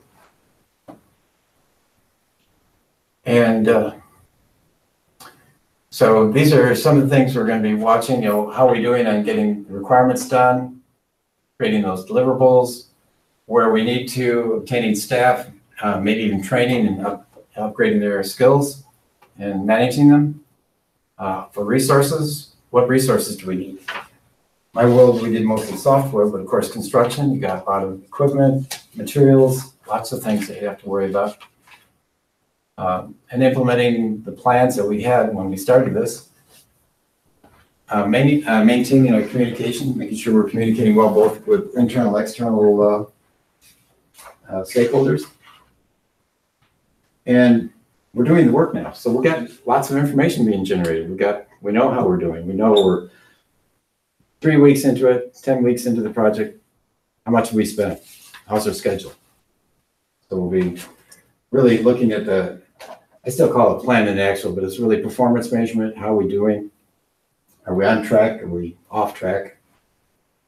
And when we get off track, then what do we need to do? Probably some root cause analysis to see what went wrong or what we missed if we didn't plan it well enough. Or was there some new change that came in that was totally not expected? We'll be probably issuing change requests. And then when we get approved change requests, we want to make sure they get added in and done. Approved change requests, I usually think we're adding something, but it doesn't have to be that. It could be that we decided, oh, we can't get everything we wanted to do by June 1st. What do we de-scope? What do we pull out? So how do you compensate for, you figured you could get that new monitor in 4 weeks. Now you found out once you placed the purchase order for it, that it's 10 weeks. So it has a domino effect. Yeah, it does. It's a schedule problem there. And that's where sometimes working with different customers, different suppliers, different third-party vendors, we'll see this when we get to look at the procurement section, but we probably have a pre-qualified sellers list. And if we've worked with these folks quite a bit, they're high quality, on time, good price, great. But you weren't aware until you got the final detail that you needed an 80-inch monitor. You thought you needed a 60-inch. Oh, So that's weird. That'd be Yeah. a requirement change then, yeah, So- so that'd be a change request. Yeah. Being 6 weeks late on delivery or different size monitor, yeah, obviously both those things would have to be worked in, and if we needed the 80-incher and that was actually what was required, probably get approved. That might change our cost too. Correct. We got a hunch, 20-inch larger monitor. This is 65, I think, so 80 would be up to about here. Right. That'd be. But I mean, it happens all the time. Right. That was a Because good you work on example. this project 6 months beforehand to break down costs and lead times and things like that. Mhm. But then when it's finally executed and it gets all the signatures, it's approved and it goes live, Mhm. all that stuff has changed. Yeah, a lot of times it will. I think one of the key ones I always see is like in my side, it was people. We thought we'd have 20 people working on this. Well, 10 of them are still working on the last project. Well, shoot. They're gonna How are we they're gonna come in week 6. Yeah. So what's that going to do to our schedule or plans and everything else? Yeah, and you're right. The domino effect a lot of times is there. It's going to push it out, or if we can't push it out, because I know in my world, usually that end date was solid. It didn't get, you couldn't just extend it another month on the project. Once in a while, we got customer to agree with that, but most of the time it was like, okay, this is it. We're going to have to pull out maybe a couple, well, in our case, it was programs, so might have to pull out a couple of projects if they're going to be late and deliver them maybe a month later, something like that. Rev 11. Yeah. Yeah. Yeah. We're going to be managing risks. What we're talking about here is risks, really.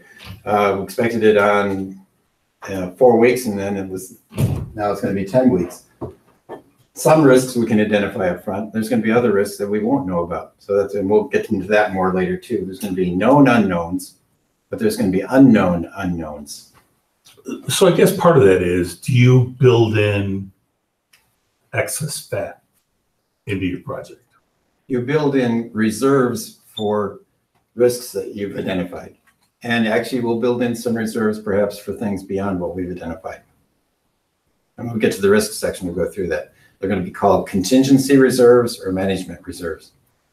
Contingency reserves, I'm getting way ahead here. This is class 6 or something.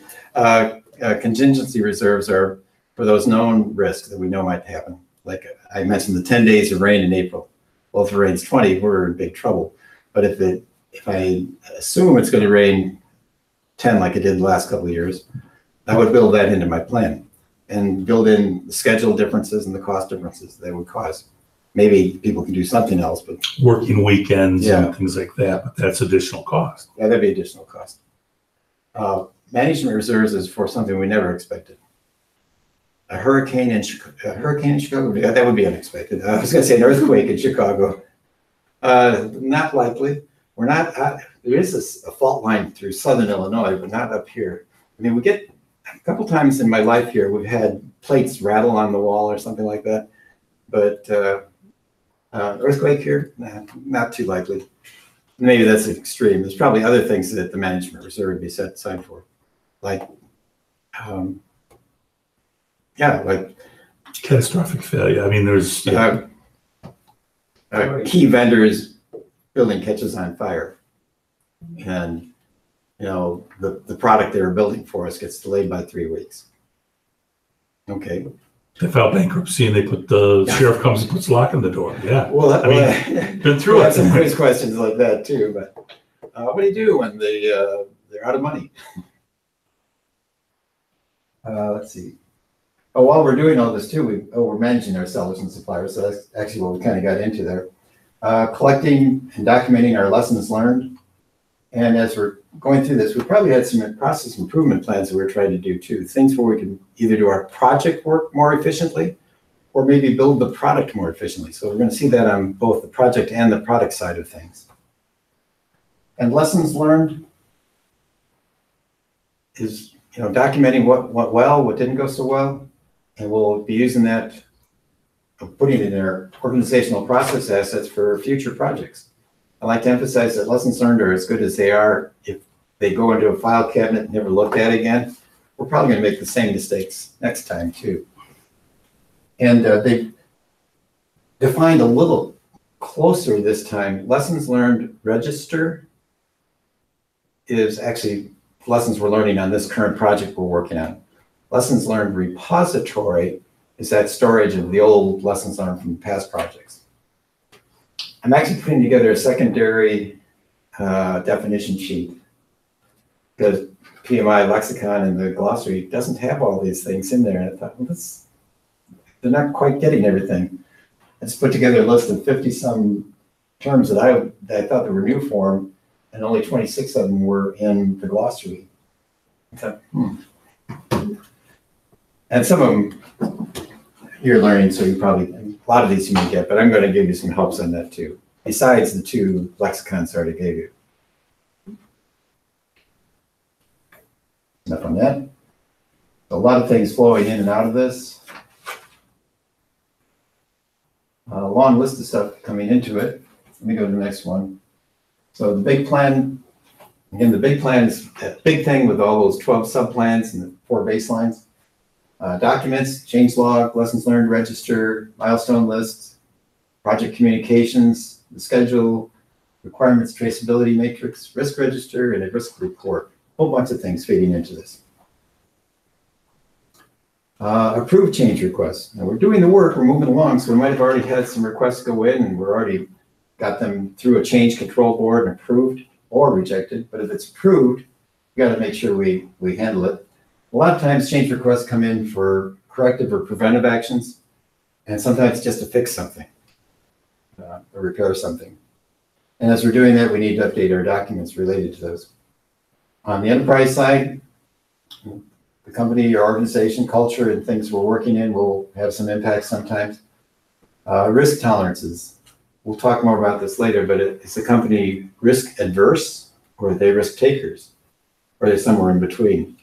Motorola, I think, used to be a risk taker. They put satellites up all over the atmosphere up there, and the whole thing failed. They put up 170 satellites because they could broadcast to anywhere, but there weren't that many people in the desert using phones at the time, so it was a glorious failure. We ended up selling it off for a couple cents on the dollar, I think, and some other company is working with it, doing something with it. They're not so risk open to risks now as they used to be. NASA is a great example. They're not going to take any risk. They're going to make sure that we got redundant systems, backup systems, maybe double backup systems. When we put people and stuff up in space, we want to make sure we can bring them back down. Whereas Amazon or Google, well, let's do something different. Sure. On the OPA side, we probably have some guidelines and instructions how to do this. Probably communication stuff in there too that can help us in doing this. Tools and techniques. There's our experts again. They're going to be taking that information that we got on how we're doing on the schedules and cost and everything, and really going through and making sure we're executing the plan well. We're probably using these automated tools like the scheduling and cost tools or other things. We'll talk about configuration management more later, but that's kind of a collection of all our requirements. I know in my world, we use configuration management really for version control. We might have 20 versions of a software package. Okay, use the new software package, broke the system. Okay, back that one out. And then let's go see what went wrong with that new version and why it broke things. Now, when you did version control software, would you use version 3 for Sprint, version 4 for like T-Mobile? Sometimes there are specific projects for specific customers, but not always that specific. Sometimes we're doing maybe 30 projects for everybody, and then maybe a few special ones. Like our customer in Japan always had some customized things. We probably did some special things for them. But what I was thinking of, even with one package that might be going to everyone, might have version 1, 2, 3, 4, and everything seemed to be developing fine, but then version 4 crashed the system. Okay, time out here. Let's pull that back out, do some analysis on that, figure out what caused that thing to happen. And probably there it'd be just the software team and maybe the test managers working together and trying to figure out what went wrong. Hopefully it wasn't just a bad test setup. It could be a test problem too, maybe not the software. There will be meetings. The output of this will be the deliverables. A lot of work performance information. And as we've been moving along, we've probably got progress on the schedule, what's the status of our deliverables, what we've actually spent. And we can track these real closely, but the number of change requests, number of defects, I think, in different projects could be important. For us, number of defects would be a big deal, especially if it was kept internal, that's good. If it got to the customer, that was not so good. And I think the idea of tracking change requests too becomes important, because if you have 1 or 2 change requests, probably no big deal. But if you've got 300 change requests, that should put up some red flags and say, something's wrong here. What did we miss up front when we planned? Or, why are there so many changes? And I may need some investigation into that. Issue log will be updated. Issues in my world, we actually had a simple thing. It was just a simple Excel file called a risk tracker. And it had 2 tabs in it. One was risks, the other was issues. And there we were really defining it more specifically as project or program problems. And when one was identified, then we'd have columns for date discovered, target date to close it out, an owner, and a bunch of columns for comments and other things in it. That is true within the PMI way of thinking, but issues can also be customer A disagrees with customer B on how this should look. I mean, you could have internal or 2 team members have a dispute over something. So it could be even down to that level. It could be on the project level, but it could be a couple people don't understand what we're doing. Bill had one idea, Mary had another idea. Okay, that's not going to be as big a deal as a project problem, but it's still something to track and then get it resolved and make sure. If they both just needed some extra training or insight into what was going on, work it that way. Might have some new change requests.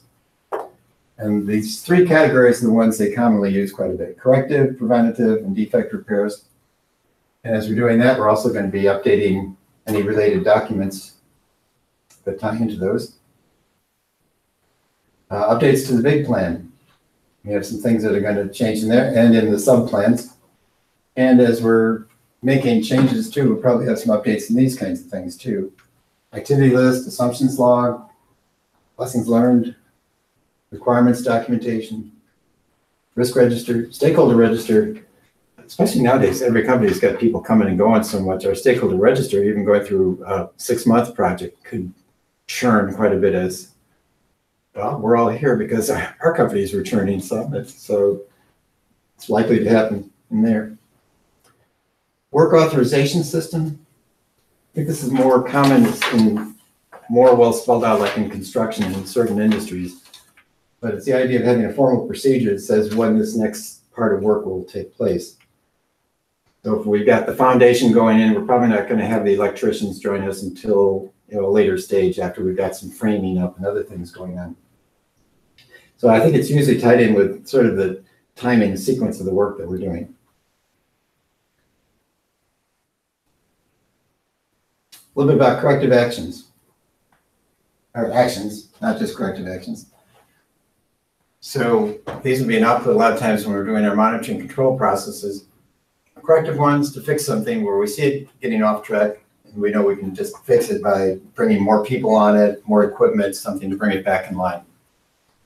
Preventative and risk mitigation are kind of similar in some cases. Preventative, it's more like that trend again too. We see we're spending more than we thought we were going to. What can we do to reduce that and kind of bring it back within an acceptable range. Risk mitigation is looking at some of those risks we might have identified and what can we do to either reduce the impact of it or the probability of it occurring. So if it looks like we're going to be late on schedule, if we can throw more equipment or more people at it, could bring it back in line. So those two sometimes kind of overlap a little bit. Now we got some questions here. Adding staff to meet a deadline. Is that corrective, preventative, or risk mitigation? Or all the above? We all could- Throw that in because actually it's probably going to be all the above. Oh, all the above. Contingency budget. Well, help with this. Contingency is one of the ways of dealing with risks, so it's likely going to be risk mitigation. Contract penalty clauses. Risk? It could, yeah, in my world, it was kind of a preventative thing because we were one day late with our customer in Japan. It was $1 million fine and another million and another million. So that would be the corrective action if we did it, but I think it also made us want to prevent getting off track. Overtime? Next hours to work. We're putting the extra hours. Is that corrective, preventative, or risk? Right. Correctly. Corrective. Could be preventative if we see we're beginning to get off track. Yeah, more preventative. Training. Risk mitigation. Risk mitigation. Preventative. Preventative. Yeah, I think when we get to talk about the quality section, training a lot of times is a preventative kind of thing. It's a thing to help us to conform with what we're doing. It could be more than that though. Scope change. Correct. Corrective. Corrective. Corrective sounds. Contingency plan. Well, contingency, that word again kind of puts it under probably risk mitigation, but it may prevent or correct a problem too.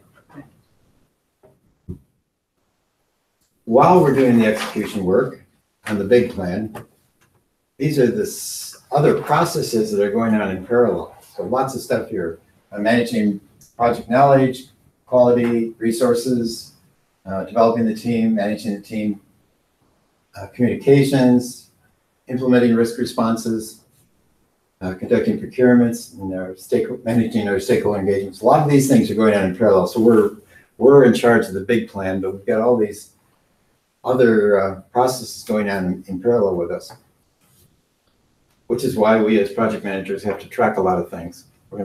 We may delegate some of these things, but we still have to know what's going on as far as the resources and the team, contracts, all these different parts. Managed project knowledge is actually a new process that they added in this version of Kimbot. We were managing knowledge, we were handling knowledge in all the projects before too, but now they've actually made it a specific area. And the idea was having this knowledge area, I think, was using the existing knowledge that we've already put together from our past projects and what we've learned, but also creating new things that might fit in and help the organization in its future work. And so, key benefit is, if we use this good experience and knowledge we have from the past, to me, sounds a little bit like lessons learned. That can help us in really doing good and improving on this project. So we're going to see that by bringing this together, we're really managing better all this good experience and knowledge we have from our past work. I'll go one more. So the big plan, documents like lessons learned or team assignments, resource breakdown, structures, stakeholder register.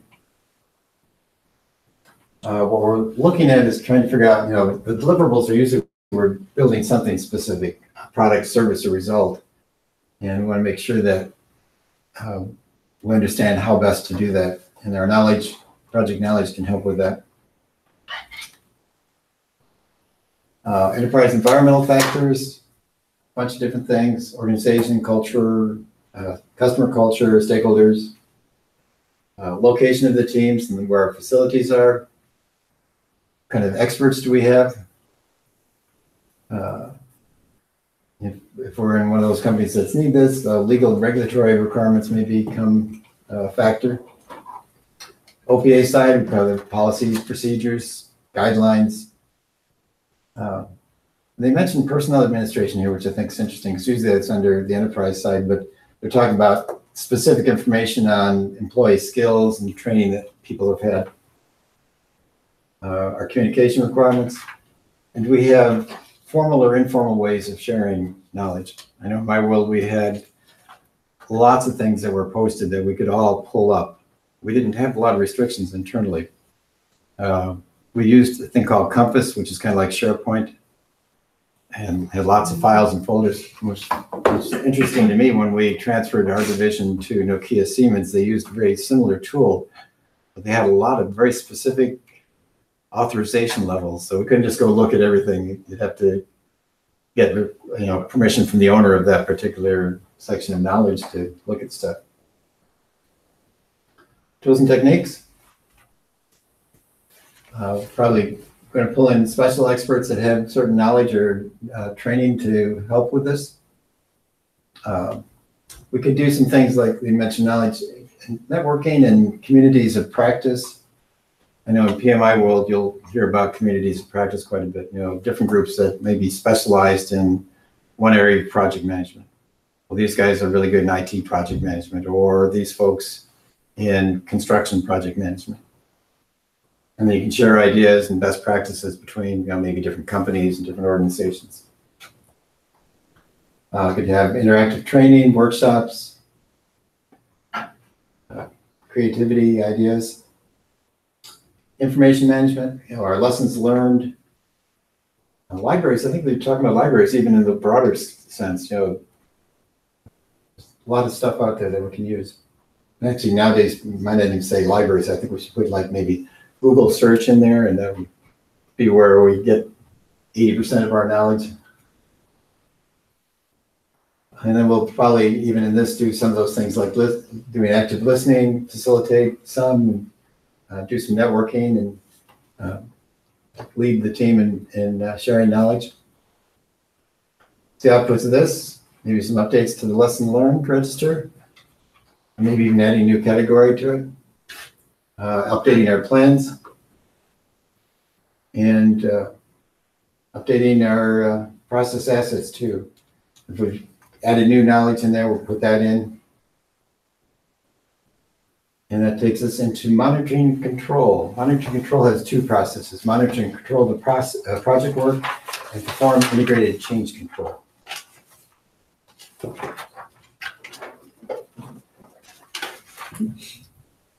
they're in the monitoring control section now. I think I gave you an exam hint earlier. In monitoring control, there are, I believe, 10 processes, and all but one, or 12 processes, all but one has the word control or monitor in it. So that can help you a lot of times when you're looking at some of those questions on the exam. And the one outlier exception we'll get to in scope is actually called validate scope. Doesn't have either word in there. There's only one like that though. So a lot of stuff feeding in and feeding out of this.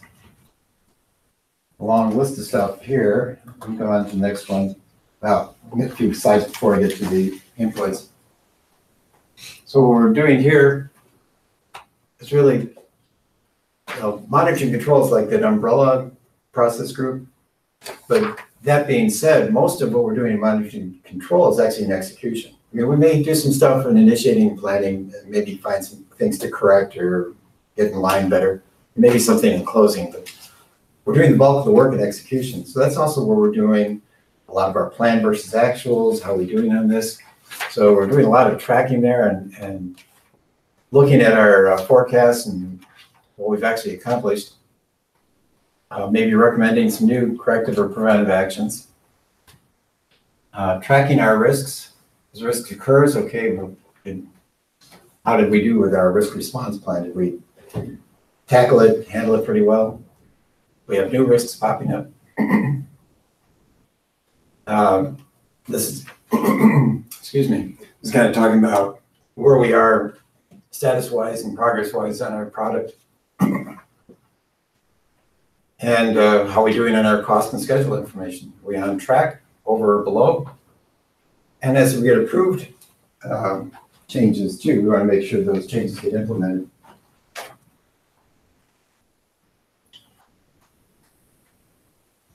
They started emphasizing more nowadays too about that last one's kind of getting at the idea of benefit management or business realization. Does this still make sense for us to do this project?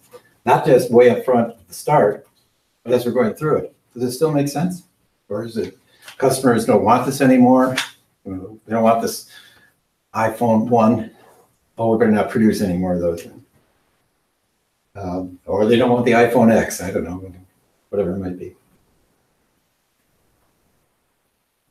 So here's a list of the inputs, a lot of information in document form coming into this, a lot of reports and things. From our big plan too, we'll be using that. The assumptions log, the basis for estimates. We're going to look at a couple different forecasts. They mentioned cost and schedule forecasts. We'll get to these abbreviations later, but ETC is estimate to complete in terms of cost variance up here. And down here, we're talking about the schedule. So estimate to complete in terms of how long it's going to take to finish in terms of the schedule variance. We got quality reports, risk reports, lots of reports coming in. Approved changes, and lots of work performance information. Agreements, enterprise factors, OPAs. Tools and techniques. Now here, most of these experts often are on the project team already. They might. My world, we didn't have business analysts, but I know a couple of my other classes, we've had a lot of business analysts that did a lot of the analytical work on projects. How are we doing? Are we on track? What's the problem with cost? Okay, let's dig into that and find out why we're spending, $3,000 a week more than we thought we were going to. So a lot of different kinds of analysis.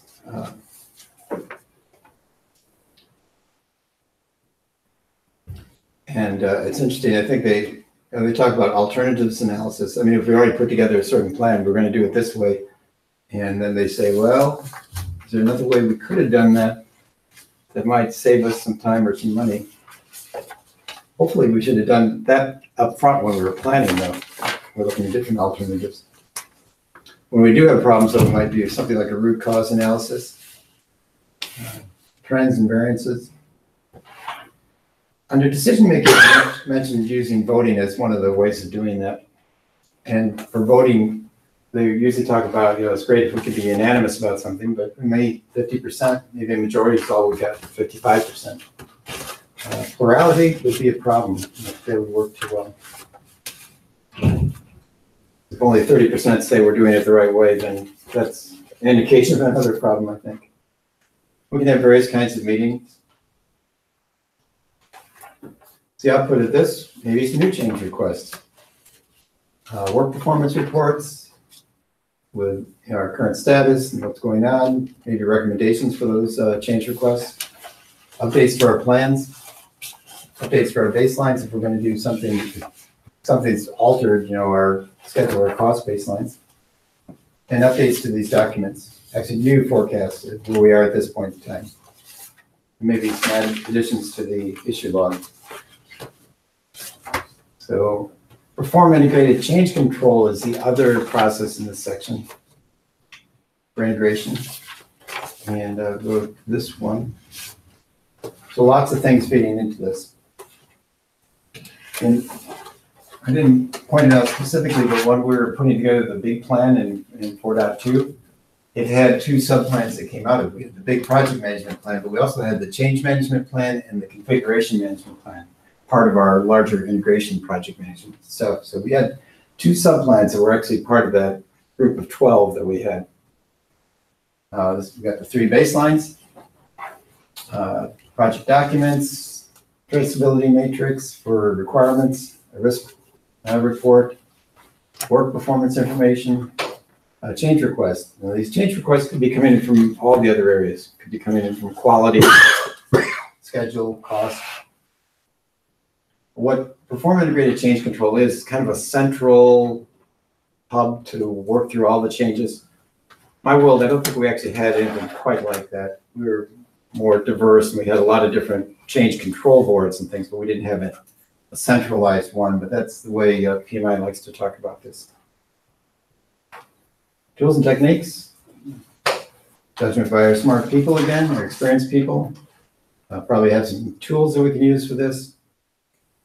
Doing analysis, looking at alternatives or cost-benefit analysis.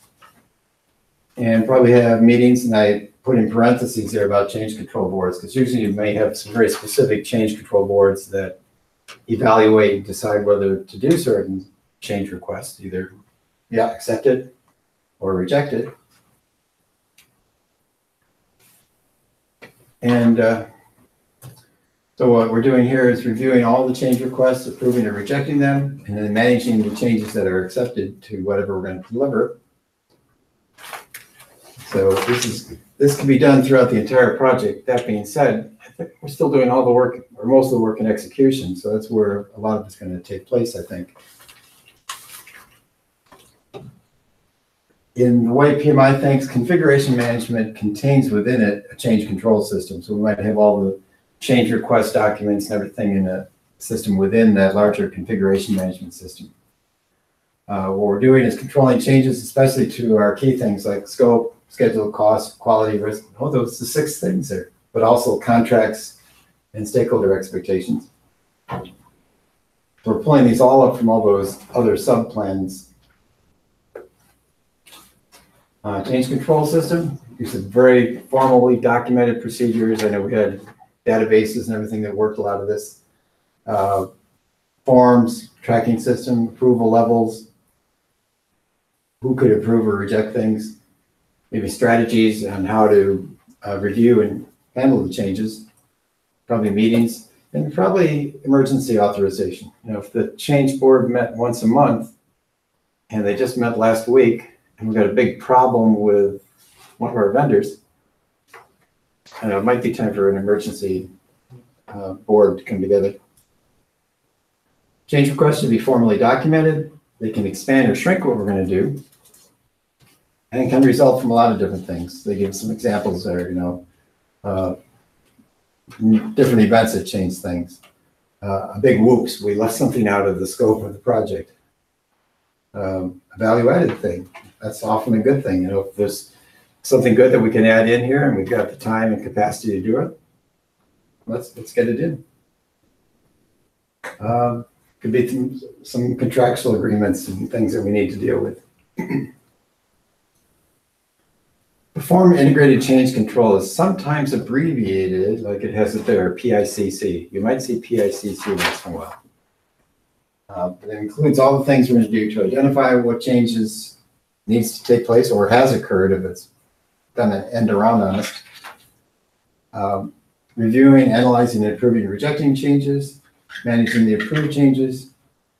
And baseline integrity is talking about the idea if we change something that's going to change what our schedule or cost or scope is, we need to update those baselines. We call it snapping new baselines. I'm not quite sure what everyone calls it, but we had a schedule baseline and a cost baseline at the end of planning. And then as we're moving through, we get approved changes. Okay, then that baseline might change. So we would update the baseline and snap a new picture of it. And then as we move forward from there, we compare that for our plan versus actual kind of thing. We will be looking at improving or rejecting corrective actions, preventive actions, different things. A minor fix might not be something that's really worth bothering with. And we've got to coordinate these things throughout the entire project and also document the complete impact that these different changes might have. Here's some examples of change control boards. I thought it was interesting. In my world, we had 3 or 4 of these. Usually the board is responsible for meeting, reviewing, and rejecting changes or accepting them. Usually pretty clear on who's involved with it, what kind of decisions they can make. We had a configuration control board. We had an ERB, engineering review board. We had a TRB. We actually didn't have a group called steering committee, but I know that's pretty common in a lot of companies where you've got a steering committee that does this kind of thing. And for many years, I was the host of the AR board, which was alteration request board. It was more on the program level, and we bring together, actually it was almost on the division level, I guess you'd say, where there are bigger requests for changes, and they would come before there. So who can approve changes? Well, usually to the charter at high level, there would be sponsor or senior management. Within the plan, things that we can control, like using their reserves, we'd probably be responsible for that. Changes in these other areas may have a specific technical board or specific quality board or something that would go through. Probably getting input from us, because we're probably the ones saying, hey, this is good or bad. Let's do this or let's not do this. Configuration management, the way PMI sees it, is a subsystem of this whole project management system we'd have with all our information of schedules and costs and everything else. The requirements all roll up into one thing. And it'll have a lot of information about what we're trying to produce. If it's a product or service, what requirements are in there. And it's also going to be used to make sure we can control changes. So kind of that idea of the version control. We've got version 1, 2, 3, 4. This would be pretty well detailed in there. We know exactly what requirements are in version 1, what's in version 2, and so forth. So a lot of information stored there. Is there a preferred sequence how the PMI would recommend to have version? Like 1.2.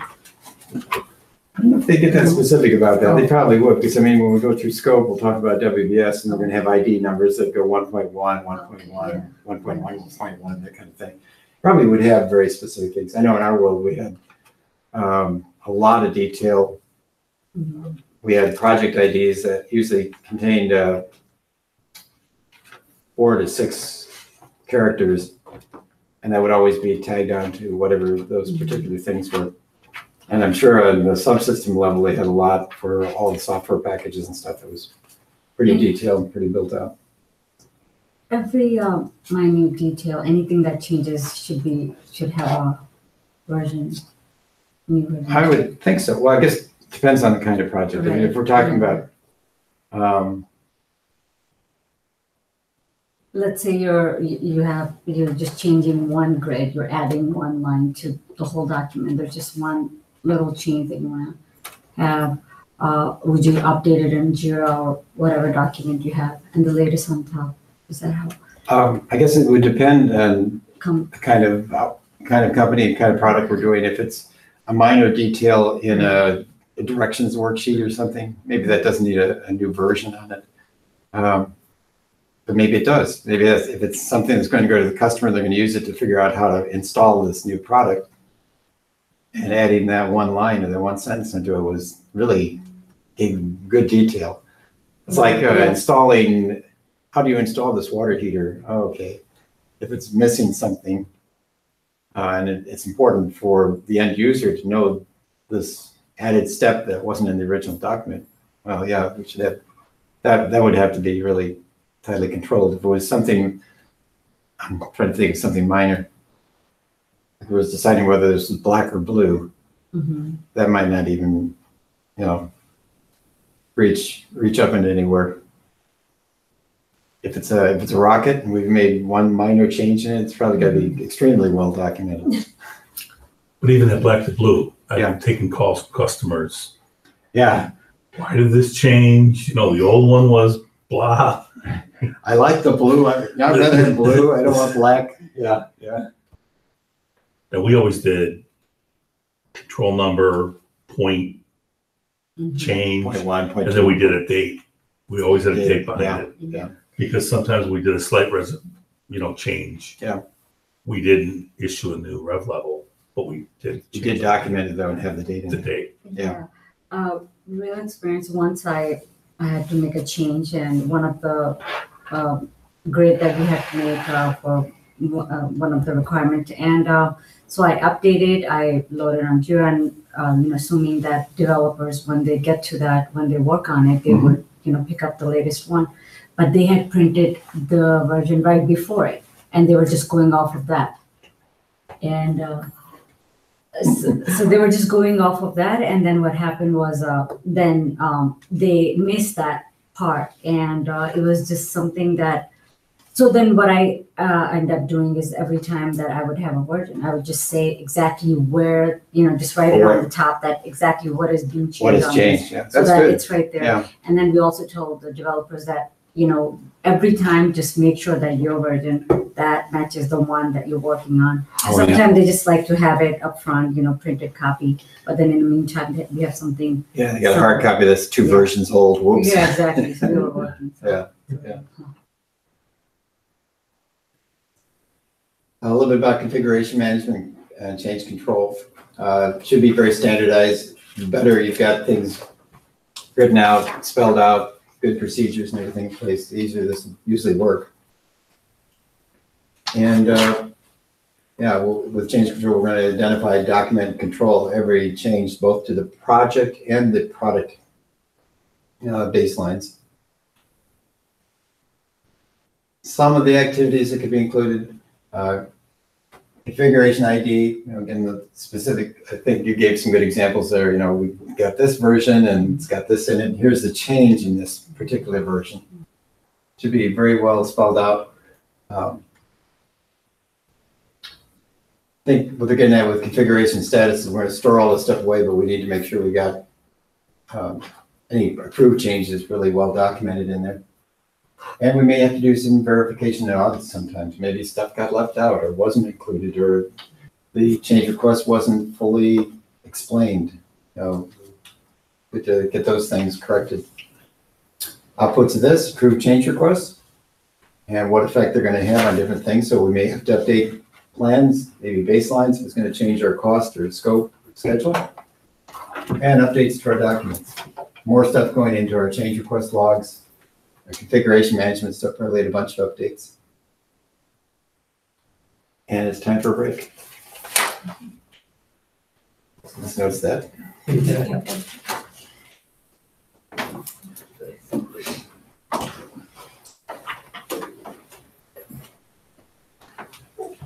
Maybe 20 birthdays. 8/21 is my birthday fest. What's that? 8/21 is when my birthday fest. Oh, I thought you said 8 o'clock. No, well, the sun starts to set, but the actual timing of the sunset is 8/21. Ah, I have an app that tells me that.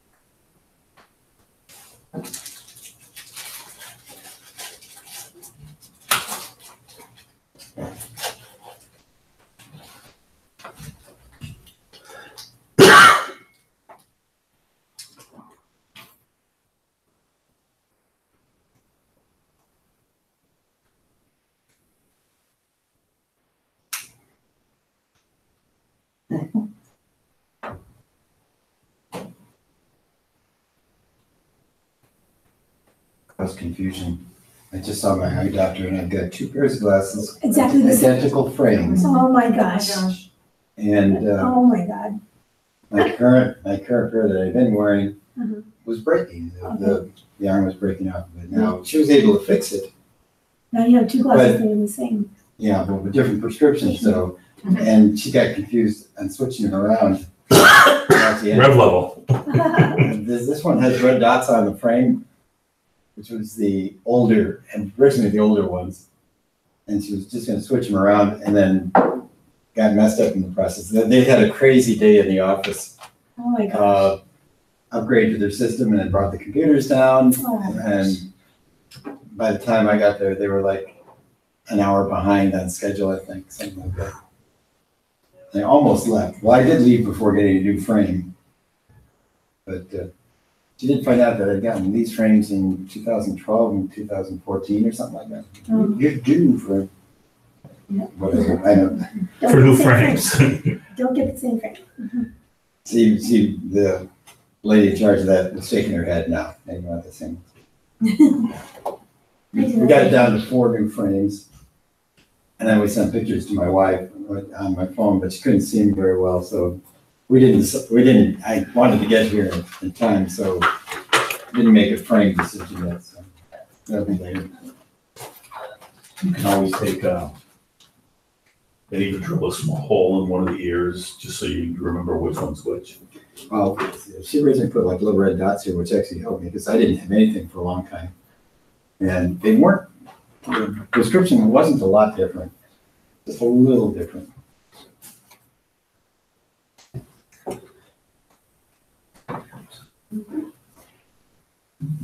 Any parking restrictions we need to know, or you can park anywhere in this open lot? As long as, if you're next to the parking garage over on the east side. Yeah. Or the west side, that's a long ways away though, that's free. And upper level of the parking garage is free. Yep. The lower level is the reserved stuff, so. Okay, because I heard reserve parking, that I park in the. Yeah, if they're in the open area, there's no problem with that. Unfortunately, we're starting late enough that usually that's cleared out quite a bit. Yeah. When I come in the morning, if I get it early, it's pretty open, but after like 8 o'clock, You have to it's park all on the, full. you have to And park then on you the have to second go floor. upstairs to Yeah. the upper level, Mhm.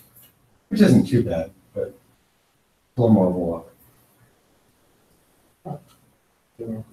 Yesterday I parked only in the front for 3.5 hours, so it is not a good idea. Oh, of course, There was nobody It's a there. holiday. Michael J. wasn't open. Oh, it wasn't open? Oh. I don't think so, because it was pretty vacant when I came here yesterday. Weren't any cars out there, or a couple cars. in the There was reserve. nothing here, no, yeah, yesterday. Yeah. So I don't know if, Michael Jordan's place is supposed to be pretty fancy, I think, but, and I don't mind having a restaurant here, but it made me mad in a way, because they took away some of our free spots out there and made them, Oh, okay. Valet. for the valet parking. Mhm. Hey, Mhm. 'cause I used to park on the north side all the time, but I know. This is 90 minutes, right? Yeah, it's 90 minutes. Yeah, there's some 90-minute ones or 30-minute ones, but I'm usually here for a little longer than that, so Mhm. it doesn't work. Used to have some out there just open, just kind of like the ones over here. No, Oh, no sign or anything. oh. Really gone now. They're gone.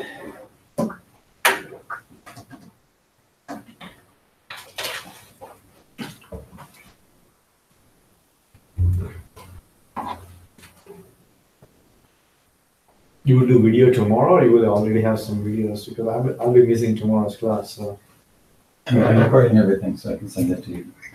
Yeah, do let me know like today that you're gonna be gone, because I'll try to give you material for tomorrow then too. Oh. Or I'll email it to you.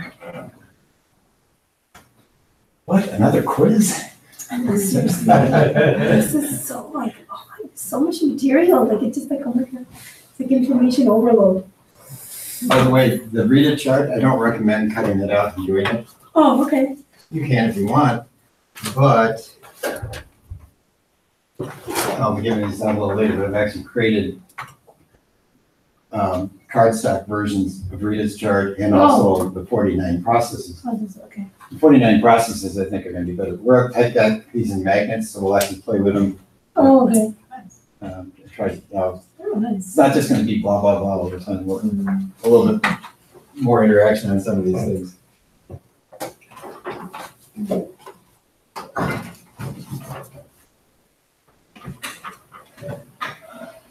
Oh my God, it seems so daunting to learn all of this content, It's quite a bit, yeah. right? But it's doable. And I don't know anyone in here, I don't think that would not be able to pass. But it does take a lot of work, a lot of study. Yeah, a lot of studying. And I know that becomes a challenge for those of you that are working, because I know I took my first project management class when I was working at UPS from Keller Graduate School downtown. Well, I've been working 10 or 12 hours, I was kind of wasted at that point. And Yeah. it's like, Retention. yeah. I didn't, retention, well, even before that, I wasn't absorbing anything. I'm tired. You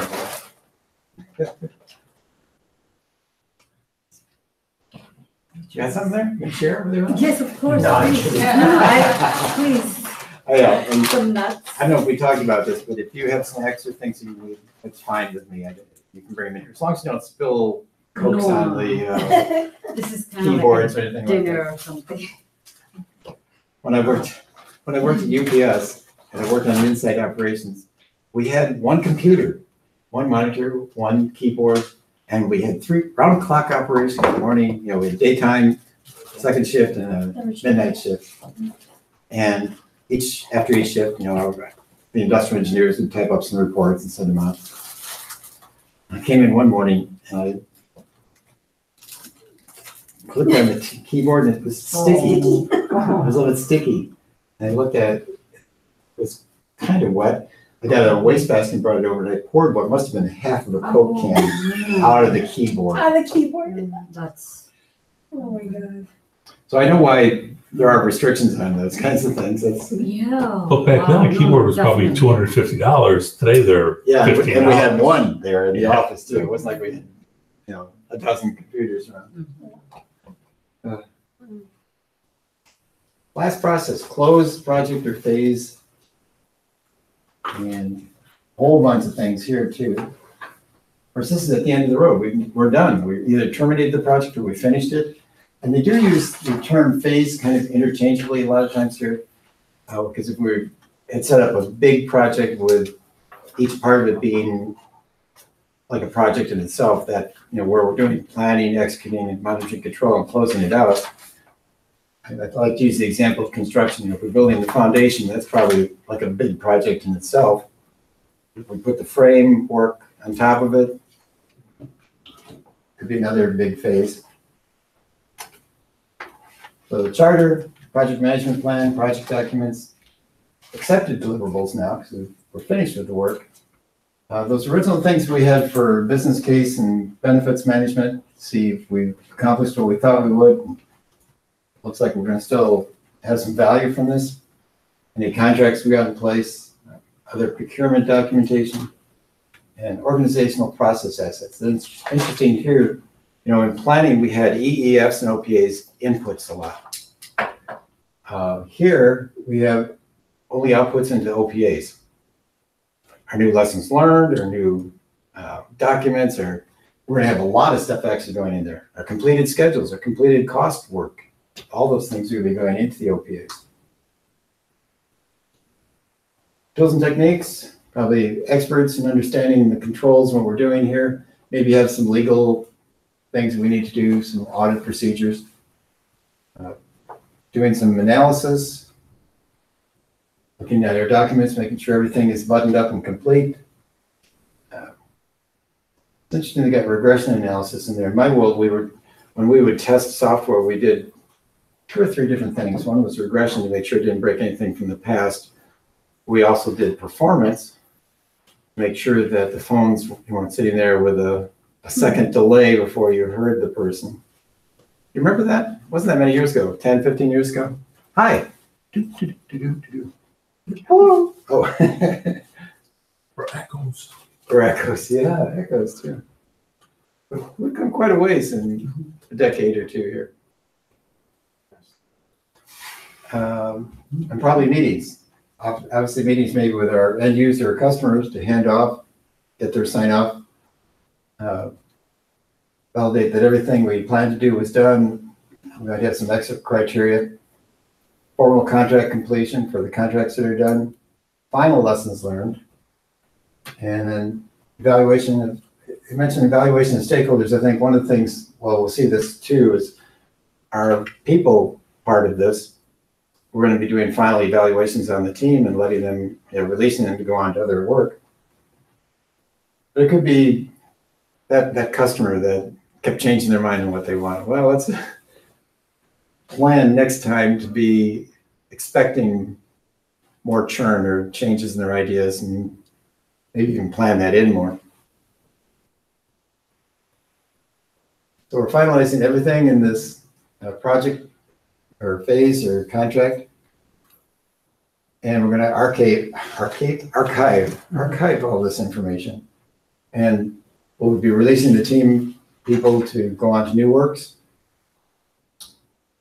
This should be done even if we get the project terminated. So we need to button up, close out any contracts or schedules and cost things that we have to do. And yeah, oh, and then the bottom one's talking about, well, if it is terminated, we should document too why. Customer doesn't have money anymore. Customer totally changed their mind. They don't want the product anymore. Became obsolete. Obsolete, yeah. We had this little thing that was getting developed. It looked like R2D2. It was about this big little silver thing with a round top on it. It was called femtocell. It's going to be one of those next big technology things. And basically, it was like something you could have in your basement where your phone didn't work too well.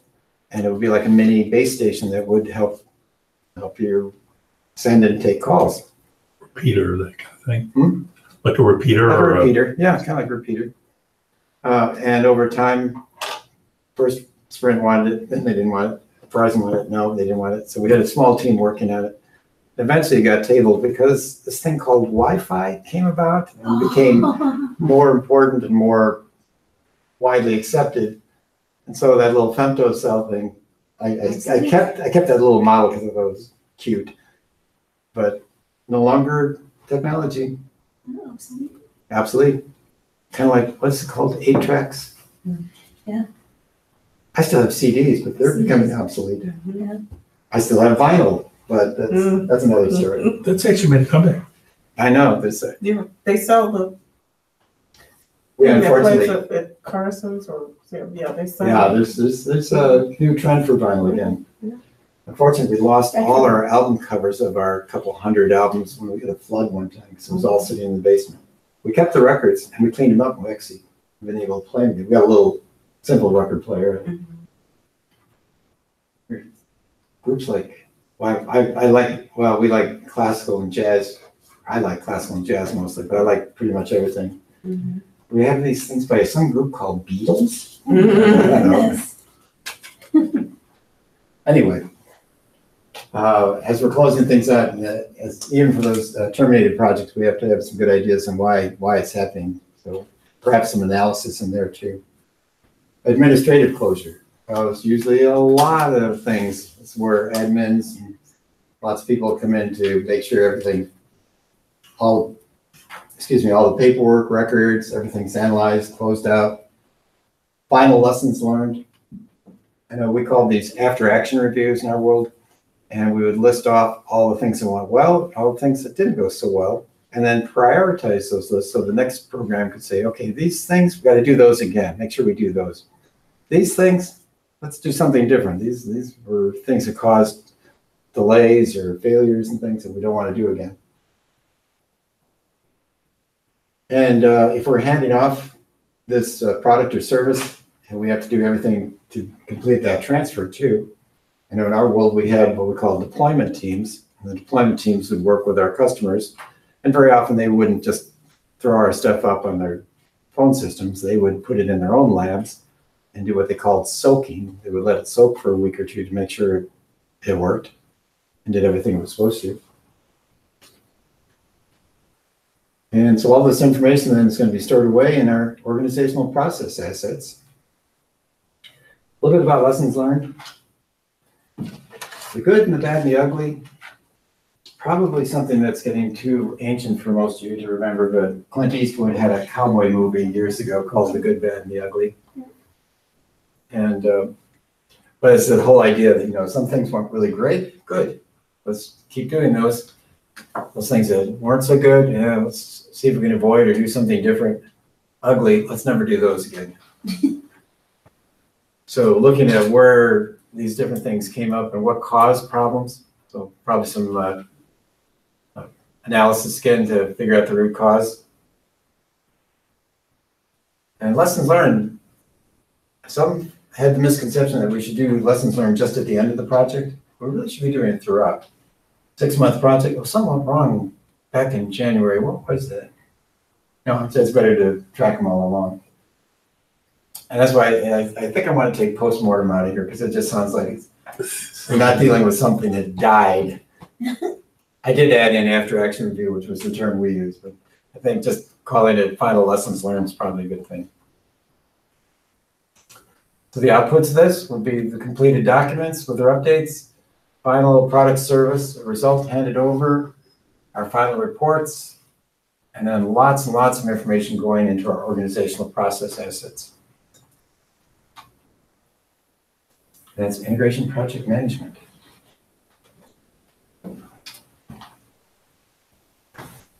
And let's see, what time is it? 8:19. I think I will give you the quiz for this, and then we'll go through, I'll give you some time to work on it, then we'll go through it together. But before I give you the quiz, I want to give you a little bit about Fast Track.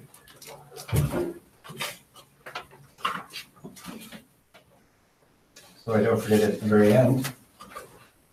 This is like, this first sheet is this little summary of how the tool is broken down. If we have time, maybe we'll do a little demo again today. But if we don't,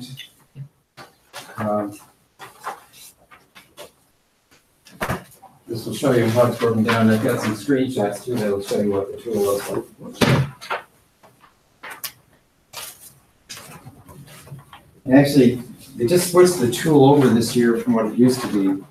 It used to be we bought licenses and had it loaded on 4 or 5 of our computers in our offices, and you would just log in remotely to work on it. Now they've gone to the cloud. So on the backside of this sheet, I'll email this to you too, because it'll be easier that way, but there's a link there, and we've actually got 3 dummy passwords for Jake and Dave and Nika that will allow you to log into it. So it means like at a given point of time, only 3% can log in, am I right? Yes, that's true. Because you might have 3 licenses. With 3 licenses. So you may run into a situation once in a while where somebody else is already working on a test, so I just suggest trying one of the other ones. Hopefully, if we need more than 3, I'm going to definitely push for more. Paul originally got 1 license, and I experimented with it. I was in a classroom in Schaumburg, so I logged in on one machine, and I tried to log in on another machine. It said, "You're already logged in somewhere else." Okay, we need more than 1 license, and we got 3 now, but I think if we need more, we got actually 3 classes going on right now. We might need more than that. So, yeah, somebody suggest that. Also, this is to take the practice exam. Yeah. Okay. And I was able to do a little demo yesterday for the class, but only half the class was in that makeup class. Yes, okay. It was the makeup class. No, yeah. You're fine. Okay. But we have a class tomorrow. Yes, we have a class tomorrow. All right, because it's.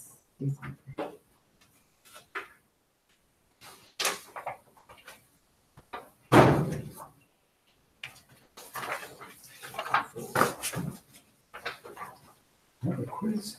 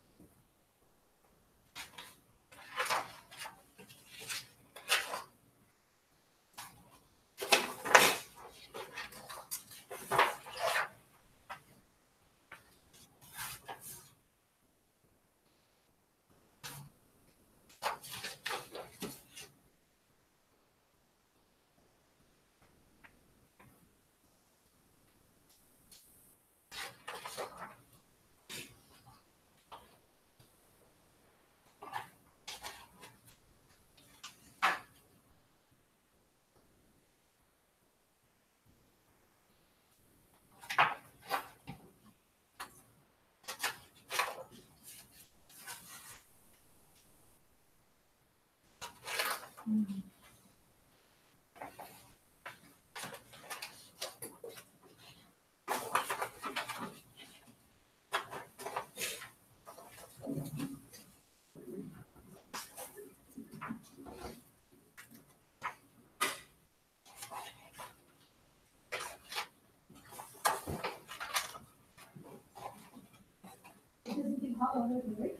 is the old one.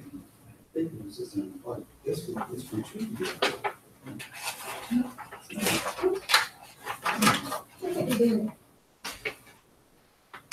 This one's not working, this is the old one, this is the one I gave you. Yeah.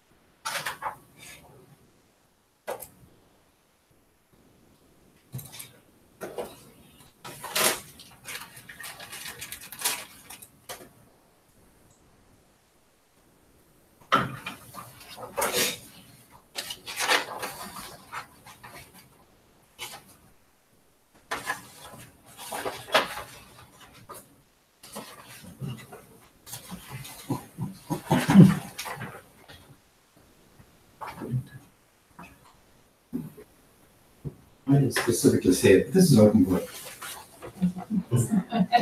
Some of my students go, I couldn't remember any of this. I couldn't. Well, no, this is not a closed book quiz, it's open book.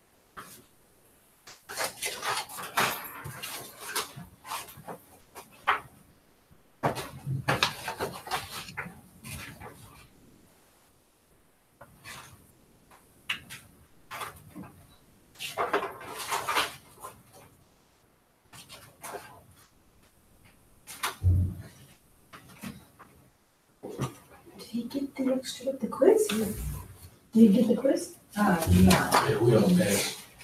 He has an extra, so. Okay. Do you have the quiz? Can you have a copy of the quiz? It's 3. Yeah. There's 2. Thank you.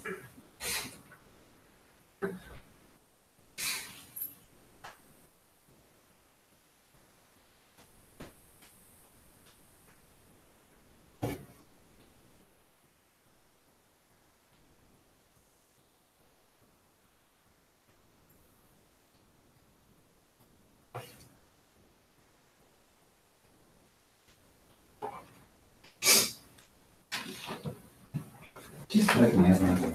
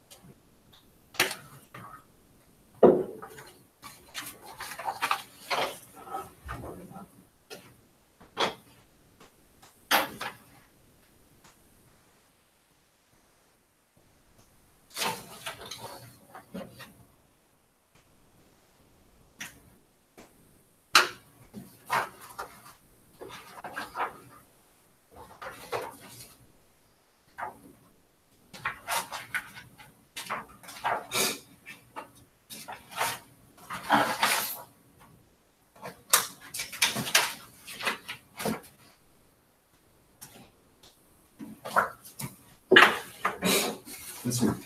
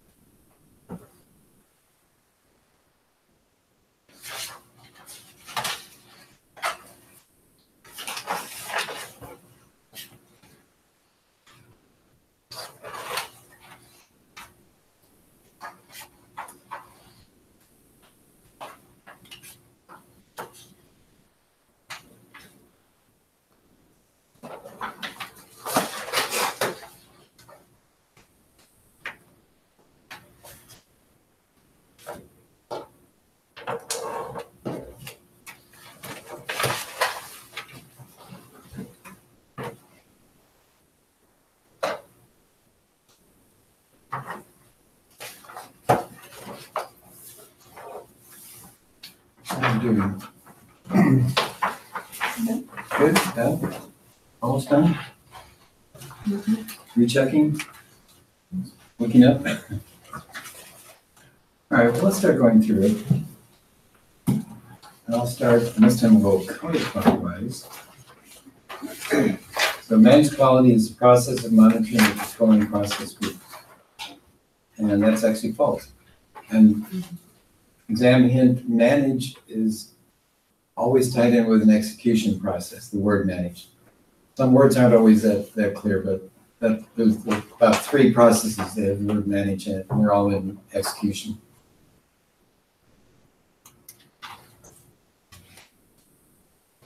Tanya, you want to do number 2? Number 2, performance guidelines are an applicable restriction or limitation that will affect performance of the project or process. Actually, what they're getting at here is something that's going to restrict or limit us is what they described as a constraint. Constraints. So it's going to be a constraint. The PMIS is defined as an information system. I pick B. Yeah, B is correct. What did you say? E? And B. B. B. B is in Bravo.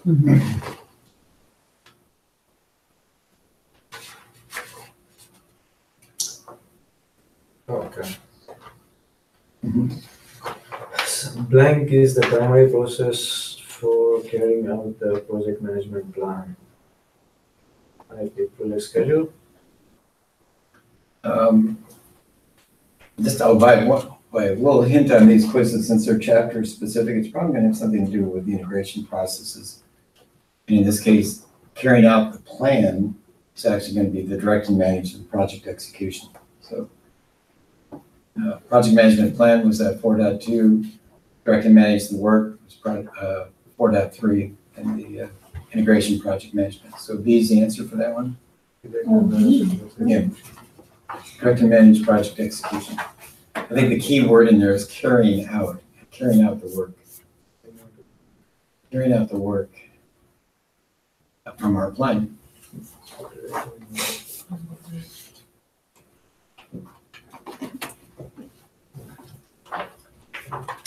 Sure. Number 5? Yes, the purpose of the work authorization system is to ensure that no work commences without written approval.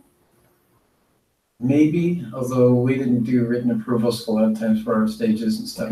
The second one really is getting more at it. I think control the time and sequence of when activities never work will be done. Oh, it's B? Yeah, B. Oh, Control the time sequence I mean, sequence. and an activity.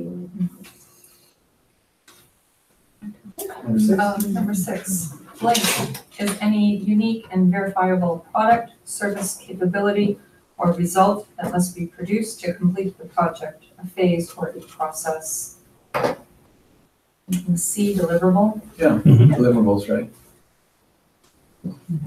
Inputs for perform integrated change control process include all of the above. All the above is correct. I heard that all. What, you mean it's not just this one, or? No, it's all of us. Okay, next, number 8. A project is dependent on the deliverable of critical equipment, which is to be purchased by the client. Delays in the equipment will cost the project $10,000 a day in idle staff time. The project manager arranges for a rental of temporary equipment at $2,000 a day in case the purchase is delayed. This is an example of, I said B, preventive action? This is actually, and this is a question I probably should move later in the whole setup, but this is an example of risk mitigation, because they haven't purchased or rented the equipment, but they have that equipment available if they need it. Also, it's a risk, okay. Yeah, so it's a risk mitigation, Yikes. which is similar to preventive. Yeah, I'm preventing a problem by setting up that rental. It says arranges for rental temporary equipment. It Yeah. doesn't mean you purchase or rent. Yeah, so they didn't actually get it. So it's a risk mitigation technique. I see what you're saying though, Okay, so it's a risk. that it's not some, this is before the plans, yeah. Okay. So you're on number 9? Lessons learned are completed should be by the project team and key stakeholders, which would include the project manager and maybe some management and customers. The project management plan is used to B, guide project execution, monitoring control, closing, etc. Yep, et cetera, et cetera. Yep, B? B is correct. All right.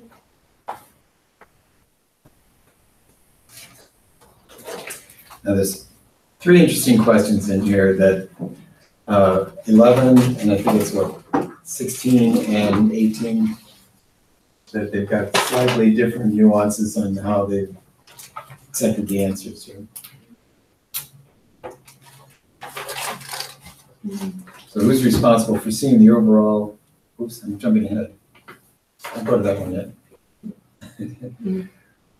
Who's responsible for the completion of activities and work packages? Who does the work? D, all of the above. Project team members. Project team members? Yeah, it's gonna be just project team members. Responsible for operations. As I say, there's 2 other questions that are kind of similar to this, but at slightly different levels. I guess I went out of order on that one, didn't I? Mark, you want to do 12? To reduce the probability of a project risk occurring, the project team should apply I pick B, workaround plan. I put D. I put D. Actually, it's going to be preventative actions. Workaround plan, the way PMI thinks about it, that's like a whoops, where we didn't really have a plan on what to do. It's like when Unscheduled. something comes up and we just have to scramble and do something. So workaround, the way they think of it is, So then it would be C. yeah.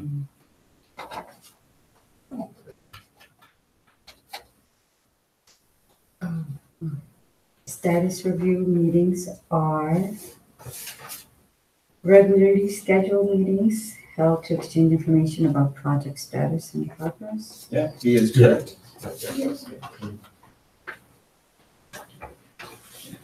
Right, the collection of formal documentary procedures for authorizing changes to the project. I answer C. Change control system. Yeah, change control system is right. Number 15. Yep. Project manager's analysis shows that actual performance is behind the schedule baseline. The next step should be to apply a corrective action, A. Corrective action is correct. Who's responsible for seeing the overall big picture from a project perspective? Functional manager. I have project manager. I put stakeholder. Project manager is what they're trying to get at here. We're responsible for the project. For project perspective, right? If it is From a project perspective. Project. We're Oh, from a project perspective. project perspective, we're the ones that are responsible for that. 18 is the next one that ties into who's responsible, and that's the one where. What was 16? 16 is C, project manager. Okay, number 17, the change request process can include change requests, corrective action, preventive actions, defect repairs, updates to formal change control documents. I put all of the above. Yeah, that's all the above. Who is most responsible for protecting the overall project from changes? And this is the one that gets at the idea that the sponsor, senior management, is responsible for protecting us from all sorts of changes flying at us from various places, from other stakeholders and customers and stuff. So it's 8? Yeah. That's why I say 11, 16, and 18 are similar kinds of questions. Who's responsible? Who's responsible? At different levels. So 17 is A? 17 is E. all the above. Yeah, that's right, okay. No, 17 Oh, is 18. E, 18 is A. 18. 18 is, okay, Yeah, no, we're in 18. that's right. Assumptions generally involve A, a degree of risk, Yeah, that's correct.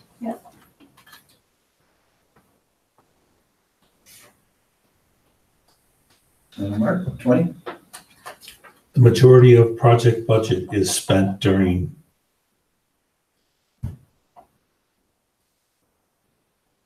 executing process, B is correct. group processes. Yeah.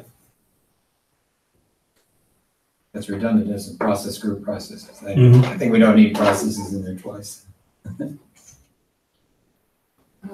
Which of the following is not part of a typical change control system?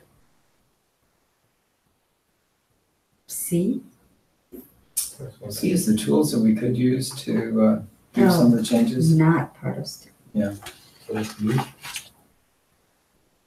The stakeholder analysis usually isn't part of change control system. D? Oh, change, oh, okay.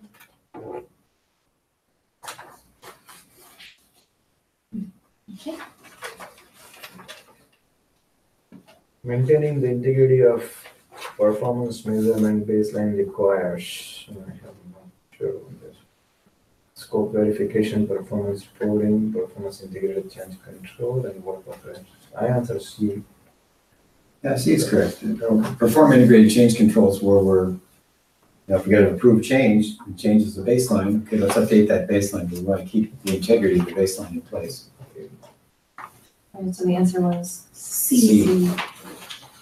TICC. So wording making sometimes confusing. Question 23.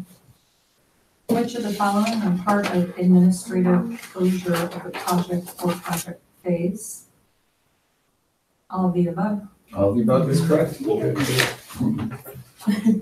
When the customer or project tells the project manager they have run out of money to pay for the project, what should be the project manager's?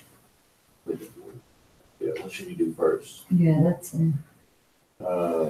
confusing. Close the project or phase?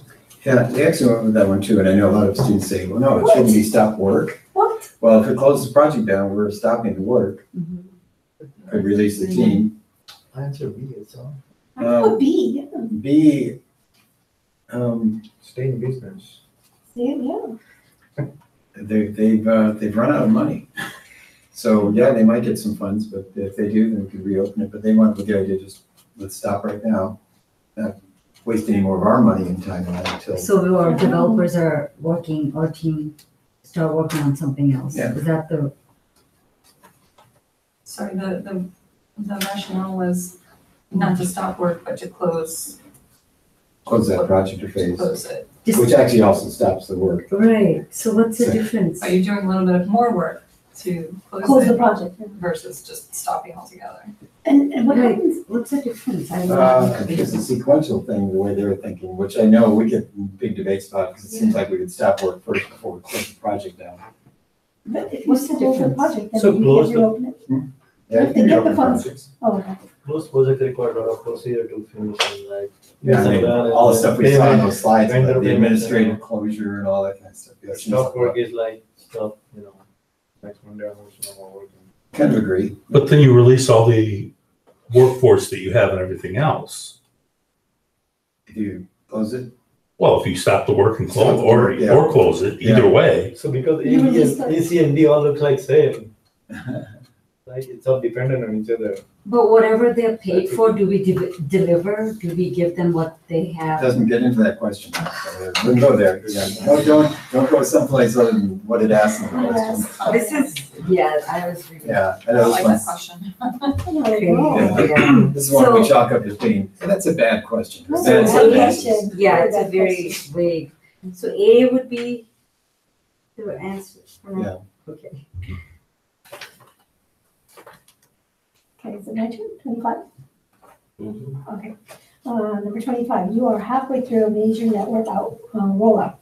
There are 300 locations in the United States, with 20 in England. A software seller has just released a major software upgrade for some of the equipment being installed.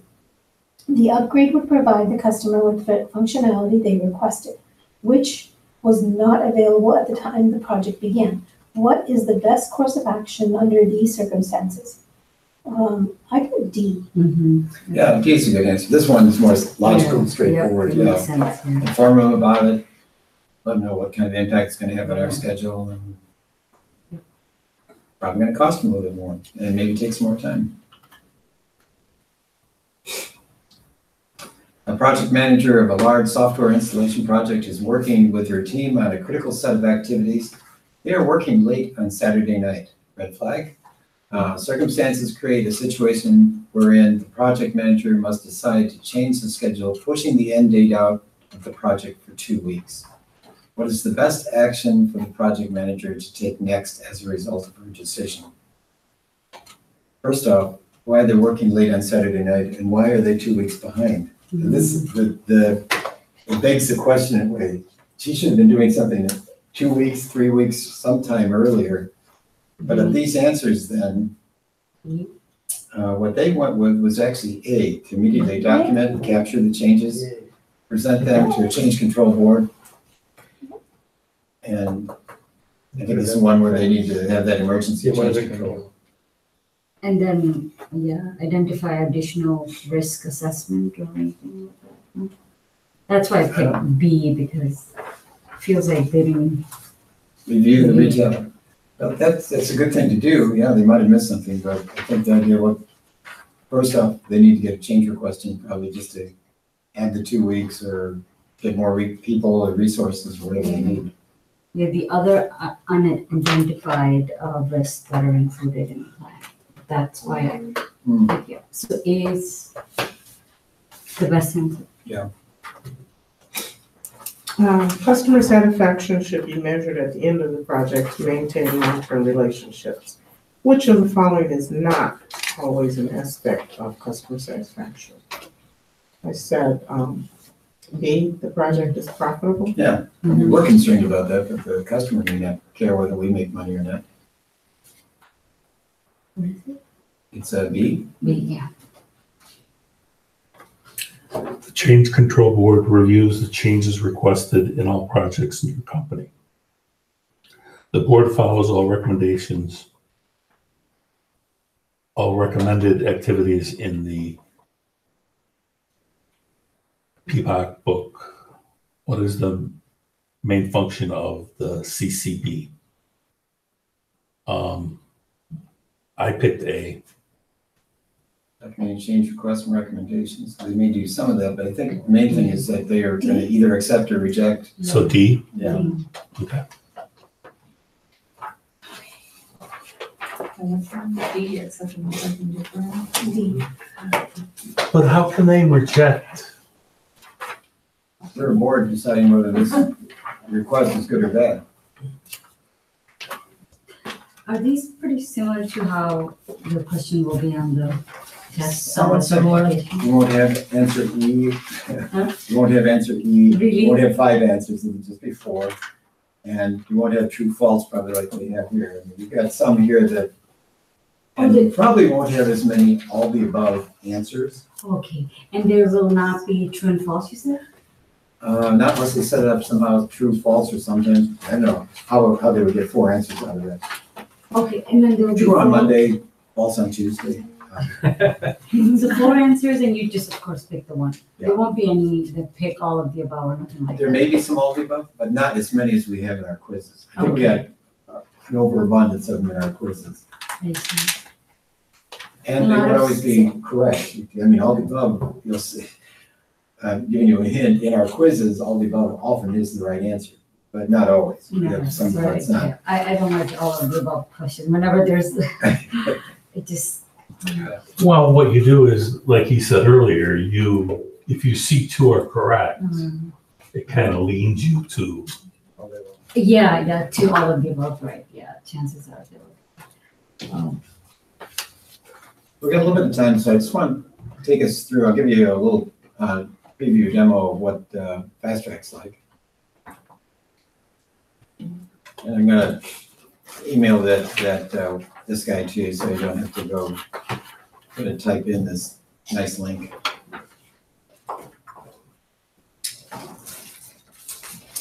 This is kind of the view you're gonna see. I guess it'll be Jake today. Oh, I've already got Jake in there. That's even better. So Who when was you, yesterday? who was Jake yesterday? Yeah. So basically you're gonna be signing in on this side here with one of those 3 IDs. You click sign in. It takes you to this view. This is why I recommend tracking your results on a separate sheet of paper, because we're all using the same quizzes here. So, oh, here's one we did yesterday. We got 85% on it. It was pretty good.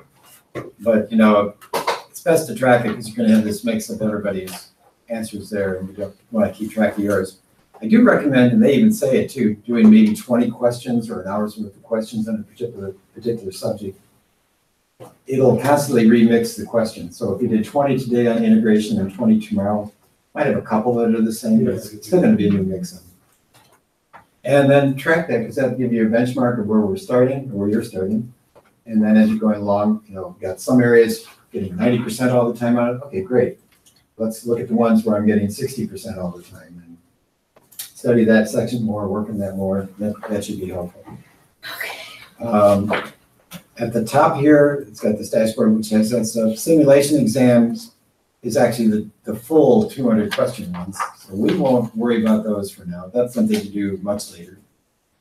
Under focus tests, then it has 2 sections. It has 5 process groups, which I also recommend not doing right now, because we've only done a little bit. And then it has the knowledge areas. And it has the 10 knowledge areas, plus it has this introductory one for those first few chapters. There are a couple other buttons here too.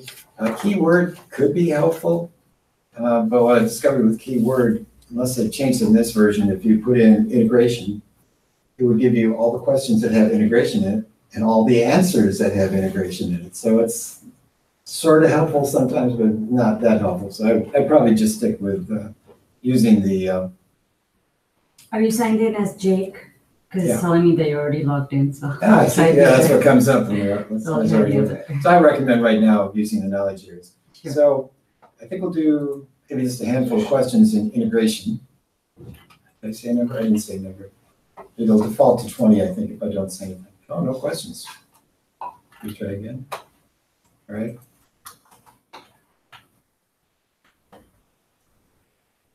No questions were found matching your what?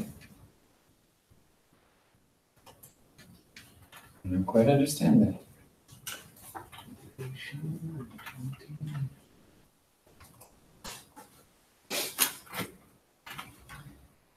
Are you still logged in? You're trying to log in there?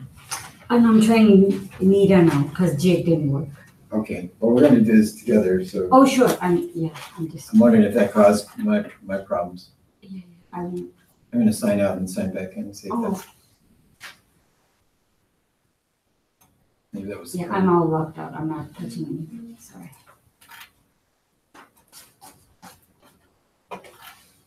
I'm seeing that message pop up. Oh, it's not popping this time. Okay, here we go. I'll try to make it a little bit larger. Not that large. It's time, wow. You want to start us this time? Okay. A project manager is working on a complex project with people from around the world.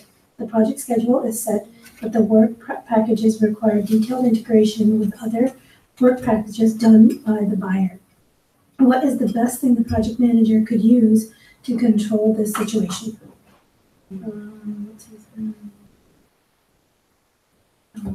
Historical information? By the way, we got a couple buttons over here that can be helpful for us. We're in the practice mode, so it's all gonna have this. We'll have a peek at the answer, and we can mark for review too if we weren't so sure about it. And the answer they said was D. D. Only work authorization system helps with integrating project work packages into a whole. Work authorization. And unfortunately, I can't move the answer over to see the questions again, or the answers below. So you have to close it to see what was everything that was in here. Mm. Then you can pull up the question or the answer and see it. Okay. Oh.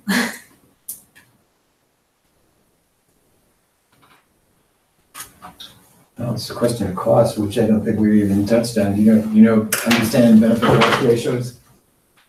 Is it too small too? Yeah, Yeah, I'm getting older. Catching up with me? The company is attempting to select the best project from a list of possible choices. The information they have includes the following benefits, policy ratios. Which project should they pick? We're gonna get to costing, where we're talking more about benefit cost ratios, but basically it's profit over what it costs us to do the project. So that being said, usually the higher, more profit per cost, the better. 2.2. 2.2, yeah. And it should tell us we're right. Answer's B. By the way, they give references to, and Rita's book in the PMP exam prep too, which a lot of times can be helpful when you get the right answer, if you're not quite sure. Okay, let's look at the answer and then maybe you can check it out in the book too.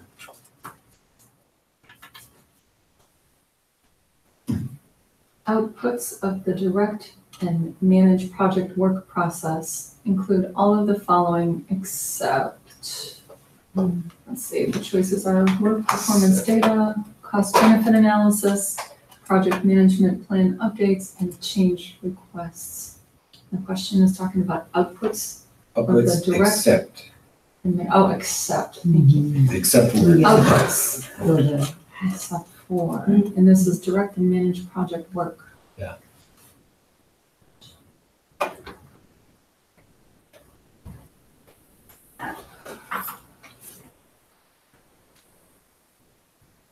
So what would it not?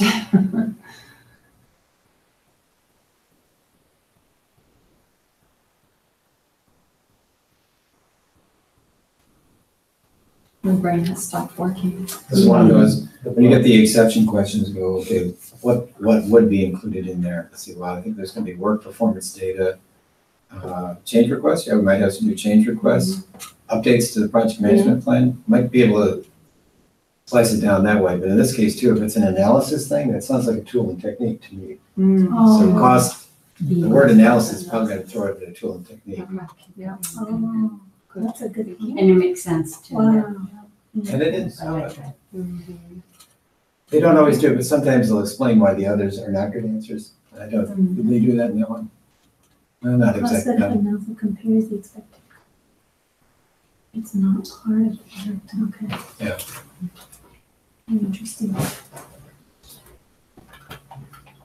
Lot of words, isn't it? Longer version, The project was going well when all of a sudden requested changes yeah. project came in from multiple stakeholders. After all the changes were determined, the project managers spent time with stakeholders to find out why they were changes.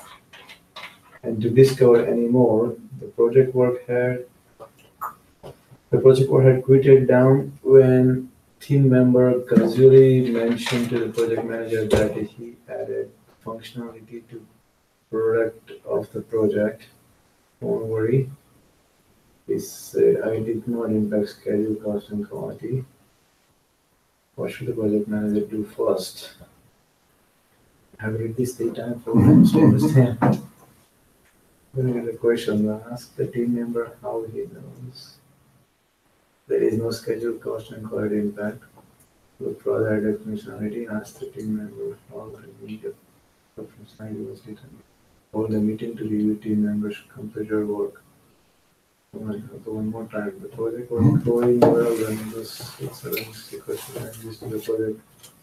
Which was tabled. After all the changes were determined, and then spent time and discovered anymore. The project work that quieted down. That he added functionality to the project.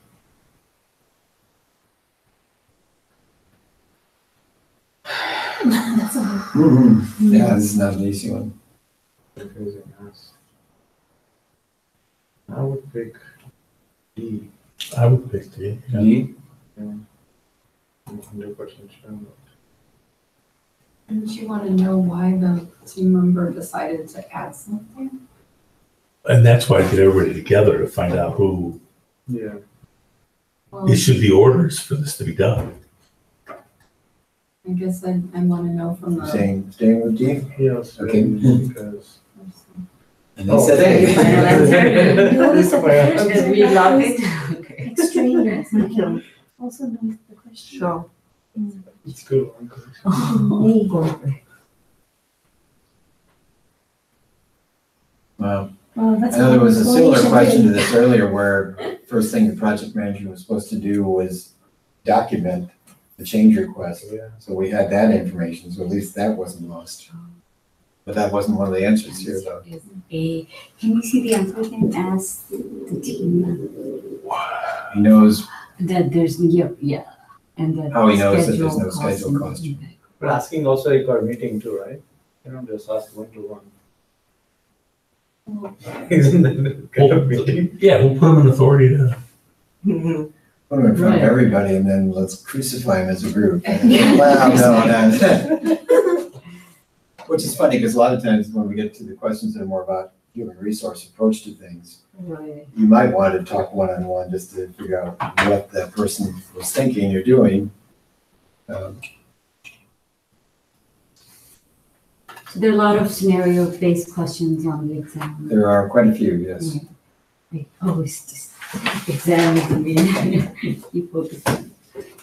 So, you're nearing the end of executing and monitoring and controlling on your project. Reporting so far has shown that interim deliverables have been completed on time and within the allotted budget. Many team members believe the project work is all completed, and your most recent reports indicate as much. What is the best way for you to ensure the project work is really complete? Archive records, final performance reporting, procurement audits, and formal acceptance. Archive. I mean, formal acceptance of archive records. Yes, you- Archive, I mean, you just want to go through the, the whole traceability matrix. I mean, just make sure everything is Yeah, done. So unfortunately, there wasn't an answer. that's not the answer, but what is, what procurement audits? I think Formal acceptance. formal acceptance. I think B. I'm leaning that way, but we'll see if we're right. But she's checking, okay. Yeah. D. Formal So only acceptance. the formal acceptance of project manager to be sure that. It's really complete. Okay, so formal acceptance, okay, I thought she had to basically check piece by piece, that's what I'm assuming in her mind, but formal A lot of acceptance. times that might be the case, but with the answers they gave there, Yeah, formal acceptance, we're actually going to archive everything. okay. We'll have those final reports, and we might have done some. And I don't know what that This is, so talking about that's why. contracts.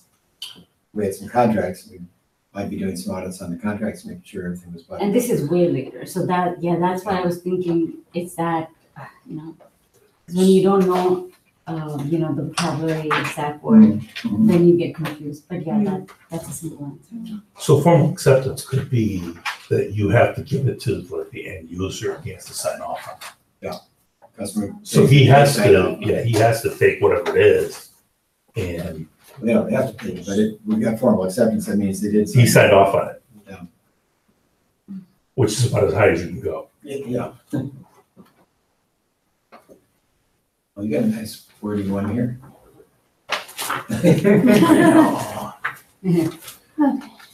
You learned, Your team. your team is at the end of a 3-year project to construct a mega mall in a large city. Most of the internal deliveries were accepted without issue, although several had to be reworked at the request of the customer. The last earned value analysis And revalued. I'll explain the earned value analysis. Scheduled performance index and cost performance index, if we were perfect, they would be 1. 0.96 and 0.108, that's pretty close. What it indicates is we're just slightly behind on schedule and we were doing better on the budget side. the final landscaping work has just been completed and the customer calls you to thank you for your effort and expresses his appreciation for the professionalism in which the project was managed.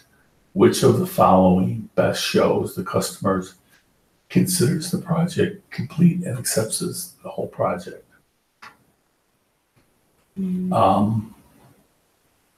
Final payment is always a positive thing. The customer expresses satisfaction, I would say no. Formal sign-off, formal acceptance was received. C, I would go with C.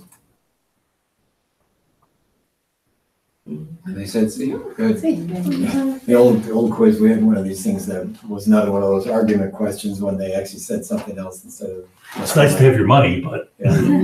not without the acceptance. But one more and then we'll call it a day. Assumptions are A, identified in project initiating, including in project plans and managed throughout project executing. B, identified in project analyzed in project planning and managed throughout the project. Identified in project planning and used to make planning decisions, managed throughout project planning and controlling. Identified in project validated in project and used in project monitoring and controlling to create control limits. I thought this was gonna be an easy question. I don't like the way they worded the answers. It could be assumptions or the risks. When do assumptions happen though, in project initiating or project planning? We came up with assumptions in initiating and executing planning. We're going to actually refine those and validate how sure we are that assumptions were good. Be confident they're pretty good assumptions and we're just kind of guessing at it. So they're identified in project and initiating, right? So the first two, either A or B. So D. Yeah. D. Identified in planning? I'm sorry, what'd you say? Did you say D or B? D is in David. David? Just because to create control limits. Actually, the assumption is Actually- starting on initialization, right? Initialize project with some assumption. Yeah, and actually, this last one I think has some problems because we're not gonna create control limits when we're doing the monitoring and control. We should have done that back in planning, I think. Okay, so A, managed throughout the project. All right, well, we'll see. What do they say? B. Oh, B, They said B. okay. Our first, although additional assumptions, they are analyzed in project planning and they are reviewed for validity and managed throughout the project. Initiated, okay. They are initiated, analyzed in project and managed throughout the project. Oh, not included, okay, included versus. Now, if we were done, and we are, by the way, it's got a timing thing up here, which I wouldn't worry about, because we're just, we're learning. So if you click on review process, it's actually split up a bunch of different ways. We can look at everything, but I'm just gonna click on the one where we answer questions. So we've got 5 answers. We could go back to any of these right now if we wanted to. And if we marked it with that little red marker, like in the exam, say, oh yeah, that's one I set aside, so I wanna go back and recheck it. We're done for now, so I'm just gonna score it. Score it. What? We got 57%. We've got 4 out of 7. Well, we only did 7 questions, so it gave us, if we'd done more questions, we'd have a better chance. By the way, down at the bottom here gives you some information, which again, right now is not important, but later when you're refining your process and getting the questions down pretty good, you want to try to get that answering 200 questions down to around 4 hours or less. 3 hours. This one was under which exam simulation focus test or the one we just did? This was integration. Oh, okay, in here, okay. Cool. Yeah, so we did the focus one under integration. This guy here. Oh, okay. And then those are all the other topics, right? Yeah. This is the first of our 10 knowledge areas.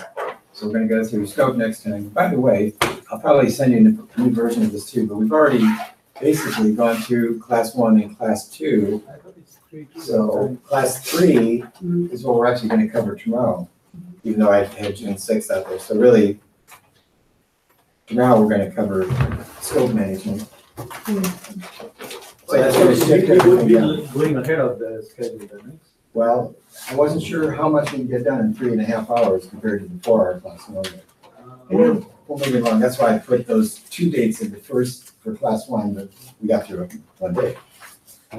So I'll probably send you a revised one. It could still, Okay, because I was back and forth now, it looks like we are doing integration, so. yeah, we Ahead are. of schedule. Yeah. The boys off. And actually, next class is gonna be, the scope management class is a little bit simpler than this one. This one, integration, we got lots of stuff in there. Scope's pretty straightforward. And that's good in a way because by shifting things out, the 2 classes that I think are the most dense ones is schedule and cost. There's gonna be formulas, there's gonna be order schedules, work diagrams. There's more stuff in there. Which class are we covering? Tomorrow? Schedule and cost. Tomorrow, we're gonna be doing scope management, which is class 3 on here. So hopefully you have time to read a little bit in chapter 5 tonight, or tomorrow. That's why, especially since most of you are working, a number of you are working, we shouldn't have had classes 2 days in a row. That's For 3 days in a row. 3 days. 3 days in a row. Well, for us, it's, yeah, 3 days in a row. Yeah. Oh my God. Schedule I come to know yesterday evening. So because I'll be missing 12, 13, and, those 2 for sure, would there be a middle class that I can attend? Perhaps, although right now, we're the newest class, so the other 2 classes are much further along. They're on class 8 or 7. And that's why We we're. could have a makeup class, or like I suggested, you can watch the videos, maybe the materials and stuff. Oh, okay, and then, yeah, it's, and those are the projects for management, the one that you said, with formula and stuff, so. And if I can get those, practice exam to work on this for these 2 days. Next time. Yeah. Yeah, next time. I'll have those. We need those things to, right? We need today, so. Yeah. Yeah. It's cool. Okay, I'm done with this now, so I'm gonna sign out. Skip you. I'm going to daughter's graduation. Oh, really? High school, she's going to high school. Nice, so which has. All right, thank you. Have a nice evening, everyone. Oh, okay. So that's Carlson. My son is, sophomore in high school, secondary, Lake Park High School. We were in Bermuda.